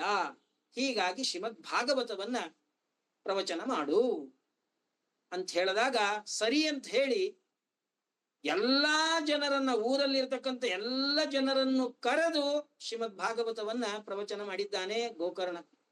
ದೇಶ ಗ್ರಾಮಾತ್ ಜನಾಯಯುಹು, ಎಲ್ಲ ಪಕ್ಕ ಅಕ್ಕಪಕ್ಕ ಎಲ್ಲ ಊರುಗಳಿಂದ, ಬೇರೆ ಬೇರೆ ಊರುಗಳಿಂದೆಲ್ಲ ಜನರು ಬಂದಿದ್ದಾರೆ. ಶ್ರೀಮದ್ ಭಾಗವತ ಪ್ರವಚನ ನಡೀತಾ ಇದೆ, ಅದನ್ನ ಶ್ರವಣ ಮಾಡಬೇಕು ಅಂತ ಹೇಳಿ ಬಂದಿದ್ದಾರೆ. ಸಾವಿರಾರು ಜನರು ಬಂದಿದ್ದಾರೆ. ಸರಿ, ಆ ದುಂದುಕಾರಿ ಏನು ಪ್ರೇತ ರೂಪದಲ್ಲಿ ಇದ್ದಾನೆ ದುಂದುಕಾರಿ, ಅವನೂ ಕೂಡ ಶ್ರೀಮದ್ ಭಾಗವತವನ್ನು ಶ್ರವಣ ಮಾಡಬೇಕು ಅಂತ ಹೇಳಿ ಆ ಸ್ಥಳಕ್ಕೆ ಬಂದಿದ್ದಾನೆ. ಜಾಗನೇ ಇಲ್ಲ, ಎಲ್ಲಿ ಕೂಡಬೇಕು, ಎಲ್ಲಿ? ಸಪ್ರೇತೋಪಿ ತದಾಯಾತಃ ಸ್ಥಾನಂ ಪಶ್ಯನ್ ಇತಸ್ತತ, ಅತ್ಲ ಕಡೆ ನೋಡ್ತಾ ಇದ್ದಾನೆ ಎಲ್ಲಿ ಕೂಡಬೇಕು ಅಂತೇಳಿ. ಅಲ್ಲಿ ಒಂದು ದೊಡ್ಡ ಬಿದಿರು ಬೊಂಬು ಅದಿತ್ತು, ಅದನ್ನ ನೋಡ್ದ. ಅದಕ್ಕೆ 7 ಗ್ರಂಥಿಗಳಿದ್ವು, 7 ಗಂಟುಗಳು. ಆ ಬೊಂಬಲ್ಲಿ ಆ ಕೀಚಕ ಆ ಬಿದಿರಿನಲ್ಲಿ ತಾನು ಪ್ರವೇಶವನ್ನ ಮಾಡಿದ್ದಾನೆ. ಸಪ್ತಗ್ರಂಥಿಯುತಂ ತತ್ರ ಅಪಶ್ಯತ್ ಕೀಚಕಂ ಉಚ್ಛ್ರಿತಂ, ಬಹಳ ಎತ್ತರವಿರುವಂತಹ ಒಂದು ಆ ಬಿದಿರಿನ ಬೊಂಬಿನಲ್ಲಿ ತಾನು ಪ್ರವೇಶವನ್ನ ಮಾಡಿದ. ಶ್ರೀಮದ್ ಭಾಗವತವನ್ನ ಭಕ್ತಿಯಿಂದ ಶ್ರವಣ ಮಾಡ್ತಾ ಇದ್ದಾನೆ. ಗೋಕರ್ಣ ಭಕ್ತಿಯಿಂದ ಶ್ರೀಮದ್ ಭಾಗವತವನ್ನ ಪ್ರವಚನ ಮಾಡ್ತಾ ಇದ್ದಾನೆ. ಪ್ರಥಮ ಸ್ಕಂದ ಮುಕ್ತಾಯವಾಗಿದೆ. ಪ್ರಥಮ ಸ್ಕಂದ ಮುಕ್ತಾಯವಾದ ಕೂಡಲೇ ಒಂದು ಜೋರಾಗಿ ಶಬ್ದ ಬಂತಂತೆ. ಈ ಟ್ರಾನ್ಸ್ಫಾರ್ಮ್ ಏನಾದ್ರು ಒಡೆದ್ರೆ ಏನ್ ಶಬ್ದ ಬರಬೇಕಲ್ಲ, ಹಾಗೆ ಜೋರಾಗಿ ಶಬ್ದ ಬಂದಿದೆ. ಪ್ರಥಮ ಸ್ಕಂದತ ಸ್ಪಷ್ಟಂ ಆಖ್ಯಾನಂ ಧೇನುಜೋ ಕರತು ವಂಶೈಕ ಗ್ರಂಥಿ ಭೇದೋಭೂತ್ ಸಶಬ್ದಂ ಪಶ್ಯತಾಂ ಸತಾಂ. ಎಲ್ಲರೂ ನೋಡ್ತಾ ನೋಡ್ತಾ ಇರಬೇಕಾದಾಗ್ಲೇ ಒಂದು ಗ್ರಂಥಿ, ಆ ಒಂದು ಗಂಟು ಪಟ್ ಅಂತ ಹೇಳಿ ಒಡೆದಿದೆ. ಇದರಂತೆ ಏವಂ ಬ್ರವೀತಿ ವೈ ತಸ್ಮಿನ್ ಏವಂ ಸಪ್ತ ದಿನೈಶ್ಚೈವ ಸಪ್ತ ಗ್ರಂಥಿ ವಿಭೇದನಂ ಕೃತ್ವಾ ಸದ್ವಾದಶ ಸ್ಕಂದ ಶ್ರವಣಾತ್ ಪ್ರೇತಾಂ ಜಹೋ. ಎರಡನೇ ಸ್ಕಂದ ಶ್ರೀಮದ್ ಭಾಗವತ ಮುಗಿದ ಮೇಲೆ 2ನೇ ಗಂಟು ಅದು ಒಡೆದಿದೆ. 3ನೇ ಗಂಟು, 4ನೇ ಗಂಟು, 5ನೇ ಗಂಟು, ಹೀಗೆ 11 ಗ್ರಂಥಿಗಳು, 11 ಗಂಟುಗಳು ಕೂಡ ಒಡೆದು ಹೋಗಿದೆ. ಕೊನೆಯ ಒಳಗೆ ದ್ವಾದಶ ಸ್ಕಂದ ಶ್ರೀಮದ್ ಭಾಗವತವನ್ನ ಪ್ರವಚನವನ್ನ ಮಾಡಿದ್ದಾನೆ ಗೋಕರ್ಣ. ಅದನ್ನ ಭಕ್ತಿಯಿಂದ ಶ್ರವಣವನ್ನ ಮಾಡಿದಾಗ 12ನೇ ಗಂಟು ಕೂಡ ಒಡೆದು ಅವನು ಪ್ರೇತ ಜನ್ಮವನ್ನ ಬಿಟ್ಟಿದ್ದಾನೆ. ಪ್ರೇತ ಜನ್ಮದಿಂದ ಮುಕ್ತನಾಗಿದ್ದಾನೆ ದುಂದುಕಾರಿ. ಒಳ್ಳೆ ದಿವ್ಯವಾಗಿರತಕ್ಕಂತಹ ರೂಪ ಅವನಿಗೆ ಬಂದಿದೆ. ದಿವ್ಯ ರೂಪಧರಃ ಜಾತಸ್ತುಲಸಿ ಧಾಮ ಮಂಡಿತ. ಕೊರಳಲ್ಲಿ ತುಳಸಿ ಮಾಲೆಗಳನ್ನ ಹಾಕೊಂಡಿದ್ದಾನೆ. 12 ನಾಮಗಳನ್ನ ಹಚ್ಚಿಕೊಂಡಿದ್ದಾನೆ. ತ್ವಯಾಹಂ ಮೋಚಿತೋ ಬಂಧೋ ಕೃಪಯಾ ಪ್ರೇತ ಕಲ್ಮಶಾತ್. ಆ ಗೋಕರ್ಣನನ್ನ ಸ್ತೋತ್ರ ಮಾಡ್ತಾ ಇದ್ದಾನೆ. ಅಪ್ಪ, ನಿನ್ನ ಅನುಗ್ರಹದಿಂದ ನಾನು ಪ್ರೇತ ಜನ್ಮವನ್ನ ಕಳೆದುಕೊಂಡಿದ್ದೇನೆ. ದಿವ್ಯವಾಗಿರ್ತಕ್ಕಂಥ ಜನ್ಮ ಬಂದಿದೆ, ದಿವ್ಯವಾಗಿರ್ತಕ್ಕಂಥ ದೇಹ ಬಂದಿದೆ ನನಗೆ ಅಂತ ಹೇಳ್ತಾ ಇರಬೇಕಾದಾಗೆ ಆ ಸಂದರ್ಭದಲ್ಲೇ ವೈಕುಂಠ ಲೋಕದಿಂದ ಪುಷ್ಪಕ ವಿಮಾನ ಬಂದಿದೆ ಆ ದುಂದುಕಾರಿಯನ್ನ ಕರೆದುಕೊಂಡು ಹೋಗೋದಿಕ್ಕೆ. ಏವಂ ಬ್ರವತಿ ವೈ ತಸ್ಮಿನ್ ವಿಮಾನಂ ಆಗತಾತ್ತದ ವೈಕುಂಠ ವಾಸಿಭಿರ್ಯುಕ್ತಂ ಪ್ರಸ್ಫುರತ್ ದೀಪ್ತಿ ಮಂಡಲಂ. ಒಳ್ಳೆ ಪ್ರಕಾಶಮಾನವಾಗಿರ್ತಕ್ಕಂಥ ವಿಮಾನ. ದೇವತಾ ಸ್ತ್ರೀಯರೆಲ್ಲ ಇದ್ದಾರೆ, ದೇವತೆಗಳೆಲ್ಲರೂ ಕೂಡ ಆ ಪುಷ್ಪಕ ವಿಮಾನದಲ್ಲಿ ಇದ್ದಾರೆ. ಈ ಯಾವ ದುಂದುಕಾರಿಗೆ ಹಸ್ತಲಾಘವನ್ನ ಕೊಟ್ಟು ಅವನನ್ನ ಆ ವಿಮಾನದಲ್ಲಿ ಕೂಡಿಸಿಕೊಂಡು ಹೋಗ್ತಾ ಇದ್ದಾರಂತೆ. ಆವಾಗ ಗೋಕರ್ಣ ಆ ದೇವದೂತರನ್ನ ಪ್ರಶ್ನೆ ಮಾಡ್ತಾ ಇದ್ದಾನೆ. ಪ್ರವಚನ ಹೇಳದವನ್ ನಾನು, ನನ್ನನ್ನ ಪುಷ್ಪಕ ವಿಮಾನದಲ್ಲಿ ಕರ್ಕೊಂಡು ಹೋಗ್ತಾ ಇಲ್ಲ. ಇಲ್ಲಿ ಸಾವಿರಾರು ಜನ ಶ್ರೀಮದ್ ಭಾಗವತ ಪ್ರವಚನವನ್ನ ಕೇಳಿದ್ದಾರೆ. ಇವ್ರನ್ಯಾರನ್ನೂ ಕರ್ಕೊಂಡು ಹೋಗ್ತಾ ಇಲ್ಲ. ದುಂದುಕಾರಿಯನ್ನ ಮಾತ್ರ ದೇವತಾ ದೂತರು ದೇವತೆಗಳು ಪುಷ್ಪಕ ವಿಮಾನದಲ್ಲಿ ವೈಕುಂಠಕ್ಕೆ ಕರ್ಕೊಂಡು ಹೋಗ್ತಾ ಇದ್ದಾರೆ. ಯಾಕೆ ಅಂತ ಪ್ರಶ್ನೆ ಮಾಡಿದ. ಸರ್ವೇಷಾಂ ಪಶ್ಯತಾಂ ಭೇಜೆ ವಿಮಾನಂ ದುಂದುಲೀಸುತಃ ವಿಮಾನೇ ವೈಷ್ಣವಾನ್ವೀಕ್ಷ್ಯ ಗೋಕರ್ಣೋ ವಾಕ್ಯಮಬ್ರವೀತ್. ವಿಷ್ಣುದೂತರನ್ನ ಕುರಿತು ಕೇಳ್ತಾ ಇದ್ದಾನೆ ಗೋಕರ್ಣ.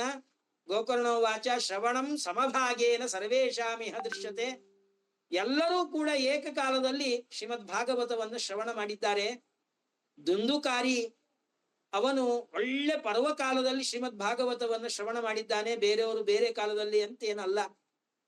ದುಂದುಕಾರಿ ಯಾವಾಗ ಶ್ರೀಮದ್ ಭಾಗವತವನ್ನು ಶ್ರವಣ ಮಾಡಿದ್ದಾನೆ ಅದೇ ಕಾಲದಲ್ಲೇ ಉಳಿದವರೆಲ್ಲರೂ ಕೂಡ ಶ್ರೀಮದ್ ಭಾಗವತವನ್ನು ಶ್ರವಣ ಮಾಡಿದ್ದಾರೆ.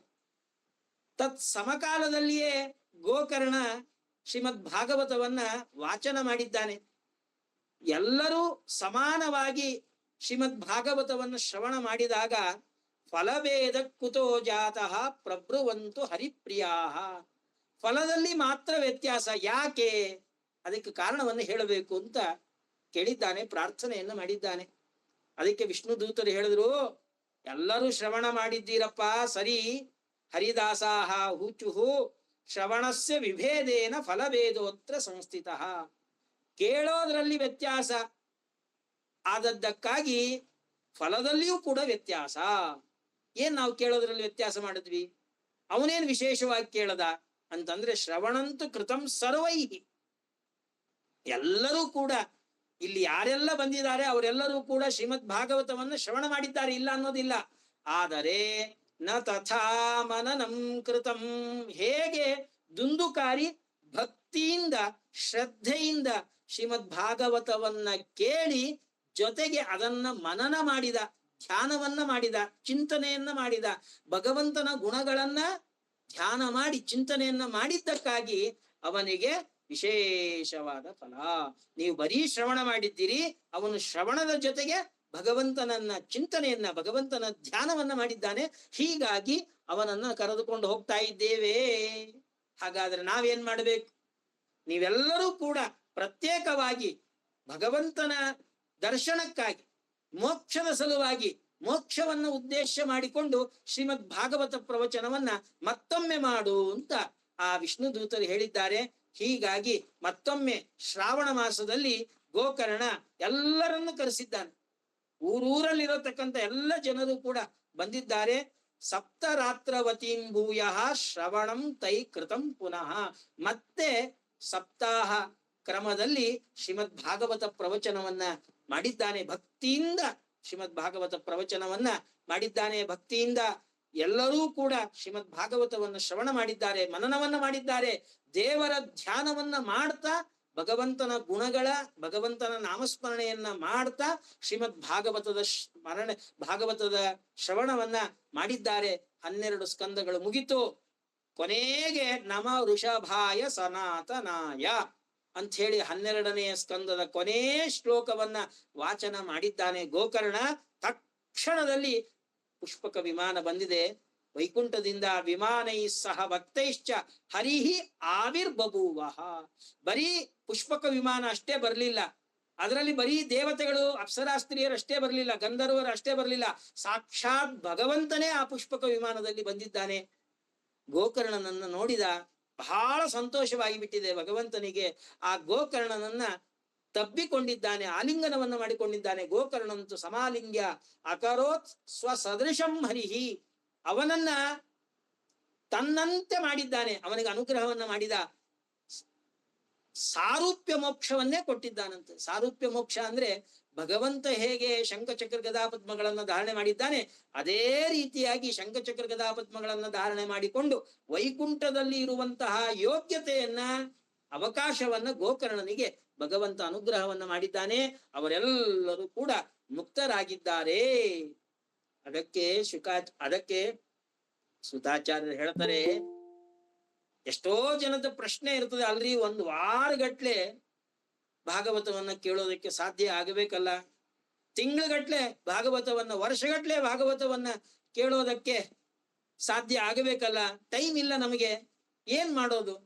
ಅಥವಾ ಇಷ್ಟೆಲ್ಲ ನಾವು ಟೈಮ್ ಹಾಕಿ ಭಾಗವತವನ್ನ ಕೇಳಿದ್ರು ಕೂಡ ನಮಗೆ ಒಳ್ಳೆ ಉತ್ತಮವಾಗಿರತಕ್ಕಂಥ ಗತಿ ಮೋಕ್ಷ ಸಿಗ್ತದೆ ಅನ್ನೋ ಭರವಸೆ ನಮಗೆ ಎಲ್ಲಿದೆ? ಇಲ್ಲ ಅಂತಂದ್ರೆ ಅದಕ್ಕೆ ಪದ್ಮಪುರಾಣ ಹೇಳ್ತದೆ, ಒಂದು ಕ್ಷಣ ವ್ಯರ್ಥ ಮಾಡಬೇಡ್ರಿ.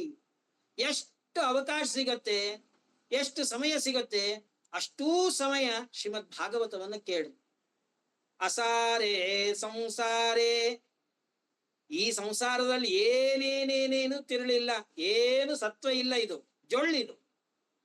ವಿಷಯ ವಿಷ ಸಂಗಾಕುಲದಿಯ, ನಮ್ಮ ಮನಸ್ಸೆಲ್ಲ ವಿಷಯ ಪದಾರ್ಥಗಳನ್ನೇ ವಿಚಾರ ಮಾಡ್ತಾ ಇರ್ತದೆ.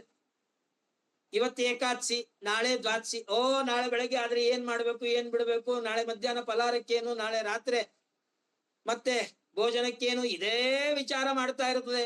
ಅದ್ ತಿನ್ಬೇಕು, ಇದ್ ತಿನ್ಬೇಕು, ಅಲ್ಲಿ ಹೋಗ್ಬೇಕು, ಇಲ್ಲಿ ಹೋಗ್ಬೇಕು. ವಿಷಯ ವಿಷ ಸಂಗಾಕುಲದಿಯ, ಇಷ್ಟು ಪ್ರಸಂಗದಲ್ಲಿ ಒಂದು ಕ್ಷಣ ಬೇಡ, ಅರ್ಧ ಕ್ಷಣ ಸಿಕ್ಕಿದ್ರೂ ಕೂಡ ಕ್ಷಣಾರ್ಧಂ ಕ್ಷೇಮಾರ್ಥಂ ಪಿಬತ ಶುಕಗಾತಾತುಲ ಸುಧಾಂ. ಶುಕಗಾತಾತುಲ ಸುಧಾಂ, ಶುಕಾಚಾರ್ಯರಿಂದ ಪರೀಕ್ಷಿತ ರಾಜನಿಗೆ ಹೇಳಿರ್ತಕ್ಕಂಥ ಶ್ರೀಮದ್ ಭಾಗವತ ಏನಿದೆ, ಆ ಭಾಗವತವನ್ನ ಟೈಮ್ ವೇಸ್ಟ್ ಮಾಡದ ಹಾಗೆ ನೀವು ಕೇಳ್ರಿ ಅಂತ ಹೇಳ್ತಾರೆ.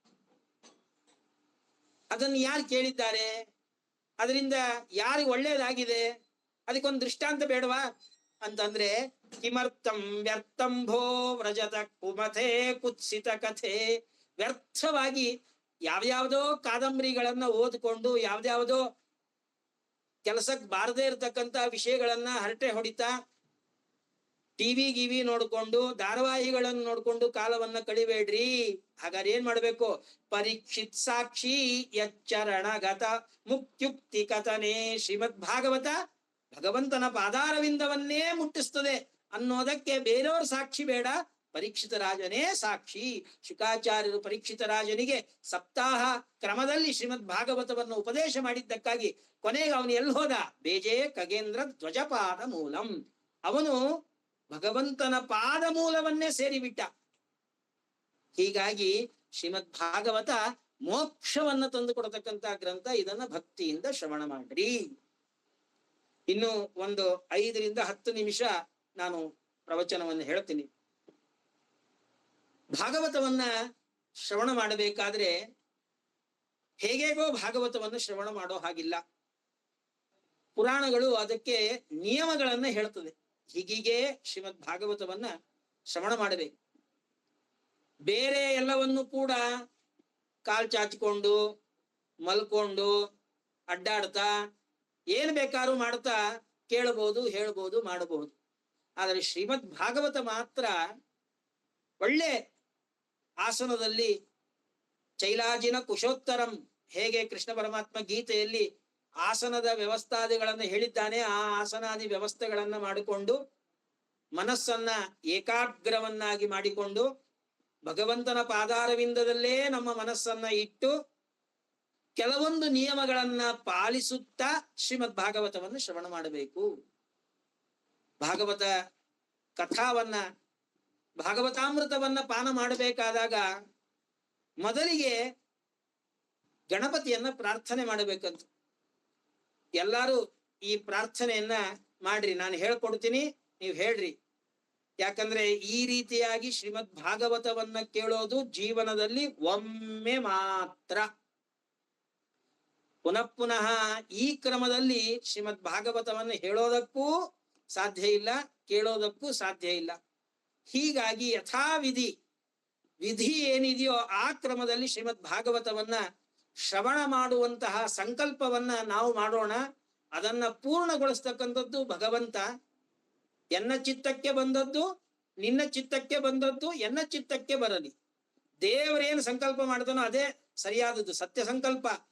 ಅಥವಾ ನನ್ನ ಚಿತ್ತಕ್ಕೇನು ಬರ್ತದೋ ಅದು ಸ್ವಾಮಿ ನೀನ್ ನಡೆಸ್ಕೊಡು ಅಂತ ಹೇಳಿ ಪ್ರಾರ್ಥನೆಯನ್ನ ಮಾಡೋದು. ಹೀಗಾಗಿ ಮೊದಲಿಗೆ ಗಣಪತಿ ಪ್ರಾರ್ಥನೆಯನ್ನ ಮಾಡಬೇಕು. ಕಥಾ ವಿಘ್ನ ವಿಘಾತಾಯ ಗಣನಾಥಂ ಪ್ರಪೂಜಯೇತ್. ಈ ಯಾವ ಶ್ರೀಮದ್ ಭಾಗವತ ಕಥಾವನ್ನ ಹೇಳೋದು, ಕೇಳೋದು, ಈ ಕಾರ್ಯದಲ್ಲಿ ಏನೆಲ್ಲ ವಿಘ್ನಗಳು ಬರ್ತದೆ ಆ ಎಲ್ಲ ವಿಘ್ನಗಳ ಪರಿಹಾರಕ್ಕಾಗಿ ಮೊದಲಿಗೆ ಗಣಪತಿ ಪ್ರಾರ್ಥನೆಯನ್ನ ಮಾಡಬೇಕು. ಎಲ್ಲಾರು ಹೇಳ್ರಿ. ದುಷ್ಟಾನಾಂ ವಿಘ್ನಕರ್ತ ಸುಚರಿತ ಸುಜನಸ್ತೋಮ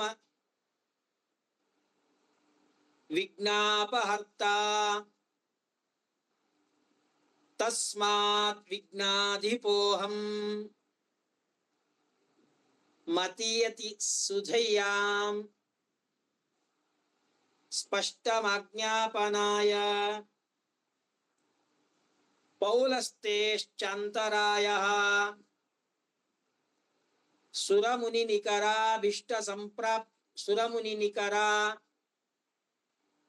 ಅಭಿಷ್ಟ ಸಂಪ್ರಾಪ್ತ್ಯುಪಾಯಃ ಶ್ರೇಯೋ ವಿಘ್ನಾದಿರಾಜಃ ಪ್ರದಿಶತು ಸತತಂ ಭೂರಿ ಗೌರೀತನೂಜಃ ಕಾರ್ಯಂ ಮೇ ಸಿದ್ಧಿಮಾಯಾಂತು ಪ್ರಸನ್ನೇ ತ್ವಯಿ ದಾತರಿ ವಿಘ್ನಾನಿ ನಾಶಮಾಯಾಂತು ಸರ್ವಾಣಿ ಸುರನಾಯಕ. ಹೀಗೆ ಗಣಪತಿ ಪ್ರಾರ್ಥನೆಯನ್ನ ಮಾಡಿ ಅನಂತರದಲ್ಲಿ ದೇವರನ್ನ ಪ್ರಾರ್ಥನೆ ಮಾಡಬೇಕು. ಪ್ರಾರ್ಥನೆ ಮಾಡ್ರಿ, ಎಲ್ಲರೂ ಕೈ ಮುಕ್ಕೊಂಡು ಭಗವಂತನನ್ನ ಪ್ರಾರ್ಥನೆ ಮಾಡ್ರಿ. ಸಂಸಾರ ಸಾಗರೇ ಮಗ್ನಂ ದೀನಂ ಮಾಂ ಕರುಣಾನಿಧೇ ಕರ್ಮ ಮೋಹ ಗೃಹೀತಾಂಗಂ ಮಾಂ ಉದ್ಧರ ಭವಾರ್ಣವಾತ್. ಶ್ರೀಮದ್ ಭಾಗವತ ಆಖ್ಯೋಯಂ ಪ್ರತ್ಯಕ್ಷಃ ಕೃಷ್ಣ ಏವ ಹಿ ಸ್ವೀಕೃತೋಸಿ ಮಯಾ ನಾಥ ಮುಕ್ತ್ಯರ್ಥಂ ಭವಸಾಗರೇ ಮನೋರಥೋ ಮದೀಯೋಯಂ ಸಫಲಃ ಸರ್ವದಾ ತ್ವಯಾ ನಿರ್ವಿಘ್ನೇನೈವ ಕರ್ತವ್ಯೋ ದಾಸೋಹಂ ತವ ಕೇಶವ. ಶುಕಾಚಾರ್ಯರನ್ನ ಪ್ರಾರ್ಥನೆ ಮಾಡೋದು. ಶುಕರೂಪ ಪ್ರಬೋಧಜ್ಞ ಸರ್ವಶಾಸ್ತ್ರ ವಿಶಾರದ ಏತತ್ ಕಥಾ ಪ್ರಕಾಶೇನ ಮದಜ್ಞಾನಂ ವಿನಾಶಯ. ದೇವರ ಗಣಪತಿಯ ಪ್ರಾರ್ಥನೆ, ದೇವರ ಪ್ರಾರ್ಥನೆ, ಶುಕಾಚಾರ್ಯರ ಪ್ರಾರ್ಥನೆ. ದೇವರನ್ನ ಪ್ರಾರ್ಥನೆ ಮಾಡ್ಕೊಳ್ಬೇಕಂತೆ. ಏನು ಅಂತಂದ್ರೆ ಸಂಸಾರ ಸಾಗರೇ ಮಗ್ನಂ, ದೊಡ್ಡ ಸಮುದ್ರ ಸಂಸಾರ ಅನ್ನೋದು. ಪುತ್ರಾದಿ ನಕ್ರ ನಿಗೃಹೀತ ಶರೀರಕಸ್ಯ ವಾಸಿಷ್ಠ ಕೃಷ್ಣ ಮಮದೇಹಿ ಕರಾವಲಂಬಂ. ಸಮುದ್ರದಲ್ಲಿ ನಾನಾ ವಿಧವಾಗಿರ್ತಕ್ಕಂಥ ಜಲಚರ ಪ್ರಾಣಿಗಳಿರ್ತದೆ. ಮೊಸಳೆ, ತಿಮಿಂಗಿಲ, ಬೇರೆ ಬೇರೆ ರೀತಿಯಾಗಿರ್ತಕ್ಕಂಥ ಮೀನುಗಳೆಲ್ಲ ಇರ್ತವೆ. ಹಾಗಿದ್ದಾಗೆ ಸಂಸಾರ ಎಂಬ ಸಮುದ್ರದಲ್ಲಿ ಹೆಂಡ್ರು ಮಕ್ಕಳು ಮರಿ ಗಂಡ ಎಲ್ಲರೂ ಕೂಡ ಜಲಚರ ಪ್ರಾಣಿಗಳಿದ್ದ ಹಾಗೆ ಎಲ್ಲರೂ ನಮ್ಮನ್ನ ಹರಿದು ತಿಂತಾರೆ. ಇಂತಹ ಸಂಸಾರವೆಂಬ ಸಾಗರದಲ್ಲಿ ನಾನು ಮಗ್ನಂ ಮುಳುಗಿದ್ದೇನೆ. ದೀನಂ, ಯಾರೂ ನನ್ನನ್ನ ರಕ್ಷಣೆ ಮಾಡೋರಿಲ್ಲ. ಹೀಗೆ ಇರುವಂತಹ ನನ್ನನ್ನ ನೀನೇ ರಕ್ಷಣೆ ಮಾಡಬೇಕು. ಯಾಕೆ? ನೀನು ಕರುಣಾನಿಧಿ, ಕರುಣಾ ಸಮುದ್ರ. ನಮ್ಮನ್ನ ನೋಡಿ ನಿನಗಷ್ಟೇ ದಯೆ ಅನುಗ್ರಹ ಮಾಡಬೇಕು ಅನ್ನುವಂತಹ ದಯೆ ಬುದ್ಧಿ ಹುಟ್ಟೋದು ನಿನಗಷ್ಟೇ. ಹೀಗಾಗಿ ಕರ್ಮಮೋಹ ಗೃಹೀತಾಂಗಂ, ನನಗೆ ಎಲ್ಲ ಹೆಂಡ್ರು ಮಕ್ಕಳು ಮರಿ ಮೇಲೆಲ್ಲ ಮೋಹ. ನನ್ನವರು, ನನ್ನ ಮಕ್ಕಳು, ನನ್ನ ಮರಿ, ನನ್ನ ಮನೆ, ನಂದು ನಂದು ಅನ್ನುವಂತ ಮೋಹ. ಈ ಯಾವ ಮೋಹವನ್ನ ಕಳೆದು ಈ ಯಾವ ಸಂಸಾರವೆಂಬ ಸಮುದ್ರದಿಂದ ನನ್ನನ್ನು ಉದ್ಧಾರ ಮಾಡು. ಶ್ರೀಮದ್ ಭಾಗವತಾಖ್ಯೋಯಂ ಪ್ರತ್ಯಕ್ಷ ಕೃಷ್ಣ ಏವಹಿ. ಕೃಷ್ಣ ಅಂದ್ರೆ ಬೇರೆ ಅಲ್ಲ, ಶ್ರೀಮದ್ ಭಾಗವತ ಅಂದ್ರೆ ಬೇರೆ ಅಲ್ಲ. ಸ್ವೀಕೃತೋಸಿ ಮಯಾನಾಥ ಮುಕ್ತ್ಯರ್ಥಂ ಭವಸಾಗರೇ. ಸಂಸಾರದ ಸಾಗರದಿಂದ ಉದ್ಧಾರ ಆಗೋದಕ್ಕಾಗಿ, ಮುಕ್ತನಾಗೋದಕ್ಕಾಗಿ, ಮೋಕ್ಷವನ್ನು ಹೊಂದೋದಕ್ಕಾಗಿ ಅಂತಹ ನಿನ್ನನ್ನ ನಾನು ಸ್ವೀಕಾರ ಮಾಡ್ತಾ ಇದ್ದೇನೆ, ನೀನು ಅನುಗ್ರಹವನ್ನ ಮಾಡು. ಮನೋರಥ ಮದೀಯೋಯಂ, ನನ್ನ ಮನೋರಥ ಮನಸ್ಸಿನಲ್ಲಿರತಕ್ಕಂಥ ಆಸೆ ಆಕಾಂಕ್ಷೆಗಳನ್ನೆಲ್ಲ ಪೂರ್ಣ ಮಾಡು. ನಿರ್ವಿಘ್ನೇನೈವ ಕರ್ತವ್ಯ ದಾಸೋಹಂ ತವ ಕೇಶವ, ನಾನು ನಿನ್ನ ದಾಸ. ಈ ಯಾವ ಶ್ರೀಮದ್ ಭಾಗವತ ಕಥಾ ಯಜ್ಞ ಏನಿದೆ ಇದು ನಿರ್ವಿಘ್ನವಾಗಿ ನಡೆಯಲಿ ಅನ್ನುವಂತ ಅನುಗ್ರಹವನ್ನ ಮಾಡುವಂತ ದೇವರಲ್ಲಿ ಪ್ರಾರ್ಥನೆ. ಆಮೇಲೆ ಶುಕಾಚಾರ್ಯರಲ್ಲಿ ಪ್ರಾರ್ಥನೆ. ಶುಕರೂಪ ಪ್ರಬೋಧಜ್ಞ, ಯಾರೇ ಶ್ರೀಮದ್ ಭಾಗವತವನ್ನು ಹೇಳಿದ್ರು ಕೂಡ ಅವರಲ್ಲಿ ಶುಕಾಚಾರ್ಯರಿದ್ದು ಶ್ರೀಮದ್ ಭಾಗವತವನ್ನ ಹೇಳ್ತಾರೆ. ಈ ಅನುಸಂಧಾನವನ್ನ ಮಾಡಬೇಕು. ಸರ್ವಶಾಸ್ತ್ರ ವಿಶಾರದ, ಎಲ್ಲ ಶಾಸ್ತ್ರಗಳ ಅಧ್ಯಯನವನ್ನ ವೇದವ್ಯಾಸ ದೇವರ ಮುಖದಿಂದ ಮಾಡಿರ್ತಕ್ಕಂತಹ ಶುಕಾಚಾರ್ಯರೇ ನೀವು ಈ ಯಾವ ಶ್ರೀಮದ್ ಭಾಗವತವನ್ನ ಗುರುಗಳ ಆಚಾರ್ಯರ ಮುಖದಿಂದ ನಮಗೆ ಶ್ರವಣವನ್ನ ಮಾಡಿಸಿ ನಮ್ಮಲ್ಲಿ ಇರತಕ್ಕಂಥ ಅಜ್ಞಾನವೆಂಬ ಕತ್ತಲೆಯನ್ನ ನಾಶವನ್ನ ಮಾಡಿ ಅಂತ ಪ್ರಾರ್ಥನೆಯನ್ನ ಮಾಡಬೇಕು. ಶ್ರೀಮದ್ ಭಾಗವತವನ್ನ ಶ್ರವಣ ಮಾಡ್ತಾ ಇರಬೇಕಾದಾಗ, ದೀಕ್ಷೆಯಲ್ಲಿ ಇರಬೇಕಾದಾಗ ಏನೇನು ಮಾಡಬೇಕು, ಏನೇನು ಕರ್ತವ್ಯಗಳನ್ನ ಮಾಡಬೇಕು ಅಂತಂದ್ರೆ ಪುರಾಣ ತಿಳಿಸಿಕೊಡ್ತದೆ. ಪ್ರತಿನಿತ್ಯದಲ್ಲಿಯೂ ಕೂಡ ವಾಸುದೇವ ದ್ವಾದಶಾಕ್ಷರ ಮಂತ್ರವನ್ನ ಜಪ ಮಾಡಬೇಕು. ಓಂ ನಮೋ ಭಗವತೆ ವಾಸುದೇವಾಯ ನಮಃ ಓಂ ಅನ್ನುವಂತಹ ವಾಸುದೇವ ದ್ವಾದಶಾಕ್ಷರ ಮಂತ್ರ ಏನಿದೆಯಲ್ಲ, ಇದು ಎಷ್ಟು ಮಾಡೋಕ್ ಸಾಧ್ಯನೋ ಅಷ್ಟು ಮಾಡಬೇಕು. ನಾವು ಪ್ರತಿ ಏಕಾದಶಿ ಶ್ರೀಮದ್ ಭಾಗವತವನ್ನ ಕೇಳ್ತೀವಿ ಅಂತಂದ್ರೆ ಪ್ರತಿ ಏಕಾದಶಿ ದಿವಸನಾದರೂ ಕೂಡ ದ್ವಾದಶಾಕ್ಷರ ವಾಸುದೇವ ಮಂತ್ರವನ್ನ ಪ್ರಾತಃ ಕಾಲದಲ್ಲಿ ದೇವರ ಪೂಜೆಯನ್ನ ಮಾಡಿದಾಗ ಶ್ರೀಮದ್ ಭಾಗವತ ಶ್ರವಣ ಮಾಡ್ತೀವಿ ಅಂತ ಹೇಳಿ ಸಂಕಲ್ಪವನ್ನ ಮಾಡಿ ಈ ದ್ವಾದಶಾಕ್ಷರ ಮಂತ್ರದ ಜಪವನ್ನ ಮಾಡಬೇಕು. ಆಮೇಲೆ 5 ಜನ ಬ್ರಾಹ್ಮಣರಿಗೆ ಪ್ರತಿನಿತ್ಯದಲ್ಲಿಯೂ ಭೋಜನವನ್ನ ಮಾಡಿಸ್ಬೇಕಂತೆ. ಇಲ್ಲ ನಾವು ಏಕಾದಶಿ ಶ್ರವಣ ಮಾಡ್ತೀವಿ, ದ್ವಾದಶಿನಾದ್ರೂ ಭೋಜನವನ್ನ ಮಾಡಿಸ್ಬೇಕು. ಅದೂ ಸಾಧ್ಯ ಇಲ್ಲ ಅಂತಂದ್ರೆ ನಾವೇ ಸಕಾಲಕ್ಕೆ ದೇವರ ಪೂಜಾದಿಗಳನ್ನ ಮಾಡಿಸಿ ನಾವೇ ದ್ವಾದಶಿ ದಿವಸ ಭೋಜನವನ್ನ ಸಕಾಲಕ್ಕೆ ಮಾಡಬೇಕು, ಅಕಾಲಕ್ಕೆ ಮಾಡಬಾರದು. ದ್ವಾದಶಿ ಪಾರಣೆಯನ್ನ ಮಾಡಬೇಕು. ಆಮೇಲೆ ವಸ್ತ್ರದಾನವನ್ನ ಮಾಡಬೇಕು ಅಂತ ಹೇಳಿದ್ದಾರೆ ವಿಶೇಷವಾಗಿ. ಇದೆಲ್ಲ ಜೊತೆಗೆ ಶ್ರೀಮದ್ ಭಾಗವತವನ್ನ ಶ್ರವಣ ಮಾಡಬೇಕಾದಾಗ ಉಪವಾಸದಲ್ಲಿ ಶ್ರವಣವನ್ನ ಮಾಡಬೇಕಂತೆ. ಶ್ರೀಮದ್ ಭಾಗವತವನ್ನ ನಾವು ಏಕಾದಶಿ ದಿವಸನೇ ಪ್ರವಚನ ಇಟ್ಟುಕೊಂಡಿರೋದ್ರಿಂದ ಪ್ರಾಯಶಃ ಉಪವಾಸನೇ ಇರ್ತೀವಿ. ಹೀಗಾಗಿ ಉಪವಾಸದಲ್ಲಿ ಶ್ರವಣ ಮಾಡಬೇಕು ಅನ್ನೋದು ನಮಗೆ ಸಾಧ್ಯ ಆಗ್ತದೆ. ಅಕಸ್ಮಾತ್ ಬೇರೆ ದಿವಸಗಳಲ್ಲಿ ಶ್ರೀಮದ್ ಭಾಗವತವನ್ನು ಶ್ರವಣ ಮಾಡಬೇಕಾದ್ರೆ ಉಪವಾಸದಲ್ಲೇ ಶ್ರೀಮದ್ ಭಾಗವತವನ್ನು ಶ್ರವಣ ಮಾಡಬೇಕು. ಅಥವಾ ಉಪವಾಸವನ್ನು ಮಾಡಕ್ಕಾಗೋದಿಲ್ಲ, ಶುಗರು, BP, ಬೇರೆ ಬೇರೆ ನಾನಾ ವಿಧವಾಗಿರ್ತಕ್ಕಂಥ ರೋಗ ರುಜಿನಗಳೆಲ್ಲ ಇರ್ತವೆ.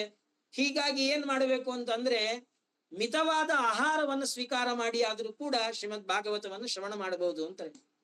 ವಿಶೇಷವಾಗಿ ತುಪ್ಪ, ಹಾಲು, ಹಣ್ಣು ಇವುಗಳನ್ನು ಸ್ವೀಕಾರ ಮಾಡಿ ಭಾಗವತವನ್ನು ಶ್ರವಣ ಮಾಡಬಹುದು. ಅದೂ ಸಾಧ್ಯ ಇಲ್ಲ, ನಾನು ಊಟ ಮಾಡಿದ್ರೇನೆ ನನ್ನ ಮನಸ್ಸು ಒಂದ್ ಕಡೆ, ಉಪವಾಸ ಇದ್ರೆ ಮನಸ್ಸು ಅಲ್ಲಿ ಇಲ್ಲಿ ಹೋಗ್ತದೆ, ಒಂದ್ ಕಡೆ ಕೂಡೋದಿಕ್ ಸಾಧ್ಯ ಇಲ್ಲ ಅಂತಂದ್ರೆ ಉಪವಾಸ ಮಾಡಬೇಡ್ರಿ ಅಂತದೆ ಪದ್ಮಪುರಾಣ. ಭೋಜನಂತೂ ವರಂ ಮನ್ಯೇ ಕಥಾ ಶ್ರವಣ ಕಾರಣಂ ನೋಪವಾಸೋ ವರಂಚೈವ ಕಥಾ ವಿಘ್ನ ಕರೋಯದಿ. ಕಥಾವನ್ನ ಶ್ರೀಮದ್ ಭಾಗವತವನ್ನ ಕೇಳೋದಕ್ಕೆ ತೊಂದರೆ ಆಗ್ತಾ ಇತ್ತು ಅಂದ್ರೆ ಅಂತ ಉಪವಾಸವನ್ನ ಮಾಡೋದು ಬೇಡ. ಕೆಲವರು ಉಪವಾಸ ಮಾಡ್ಬಿಟ್ರೆ ಬರೀ ಮಲ್ಕೊಂಡಿರೋದೆ. ಅಯ್ಯೋ ಇವತ್ತು ಏಕಾದಶಿ, ಸ್ನಾನ ಯಾವಾಗ ಮಾಡ್ತೀರಿ? ರಾತ್ರಿ 11 ಗಂಟೆ ಸ್ನಾನ ಮಾಡ್ತೀನಿ, ಅಲ್ಲಿ ತನಕ ಏನ್ ಮಲ್ಕೊಂಡಿರ್ತೀನಿ ರೀ, ಶ್ರಮ ಆಗ್ತದೆ. ಅದಲ್ಲ, ಬೆಳಗ್ಗೆನೆ ಸ್ನಾನ ಮಾಡ್ಬೇಕು, ಸಂಧ್ಯಾವನ್ನೇ ಜಪ ತಪ ದೇವ್ರ ಪೂಜೆ ಎಲ್ಲಾ ಮಾಡ್ಬೇಕು, ಭಗವದಾದಿ ಶಾಸ್ತ್ರಗಳ ಶ್ರವಣ ಮಾಡ್ಬೇಕು. ಕಥಾಕ್ಕೆ ವಿಘ್ನ ಆಗ್ತಾ ಇತ್ತು ಅಂದ್ರೆ ಅಂತ ಉಪವಾಸವನ್ನ ಮಾಡಬೇಡ್ರಿ. ಭೋಜನವನ್ನ ಮಾಡಿ ಆದ್ರೂ ಕೂಡ ಏಕಾಗ್ರ ಮನಸ್ಸಿನಿಂದ ಶ್ರೀಮದ್ ಭಾಗವತವನ್ನ ಶ್ರವಣ ಮಾಡ್ರಿ, ಅದೇ ಉತ್ತಮ ಅಂತ ಹೇಳ್ತಾ ಇದೆ.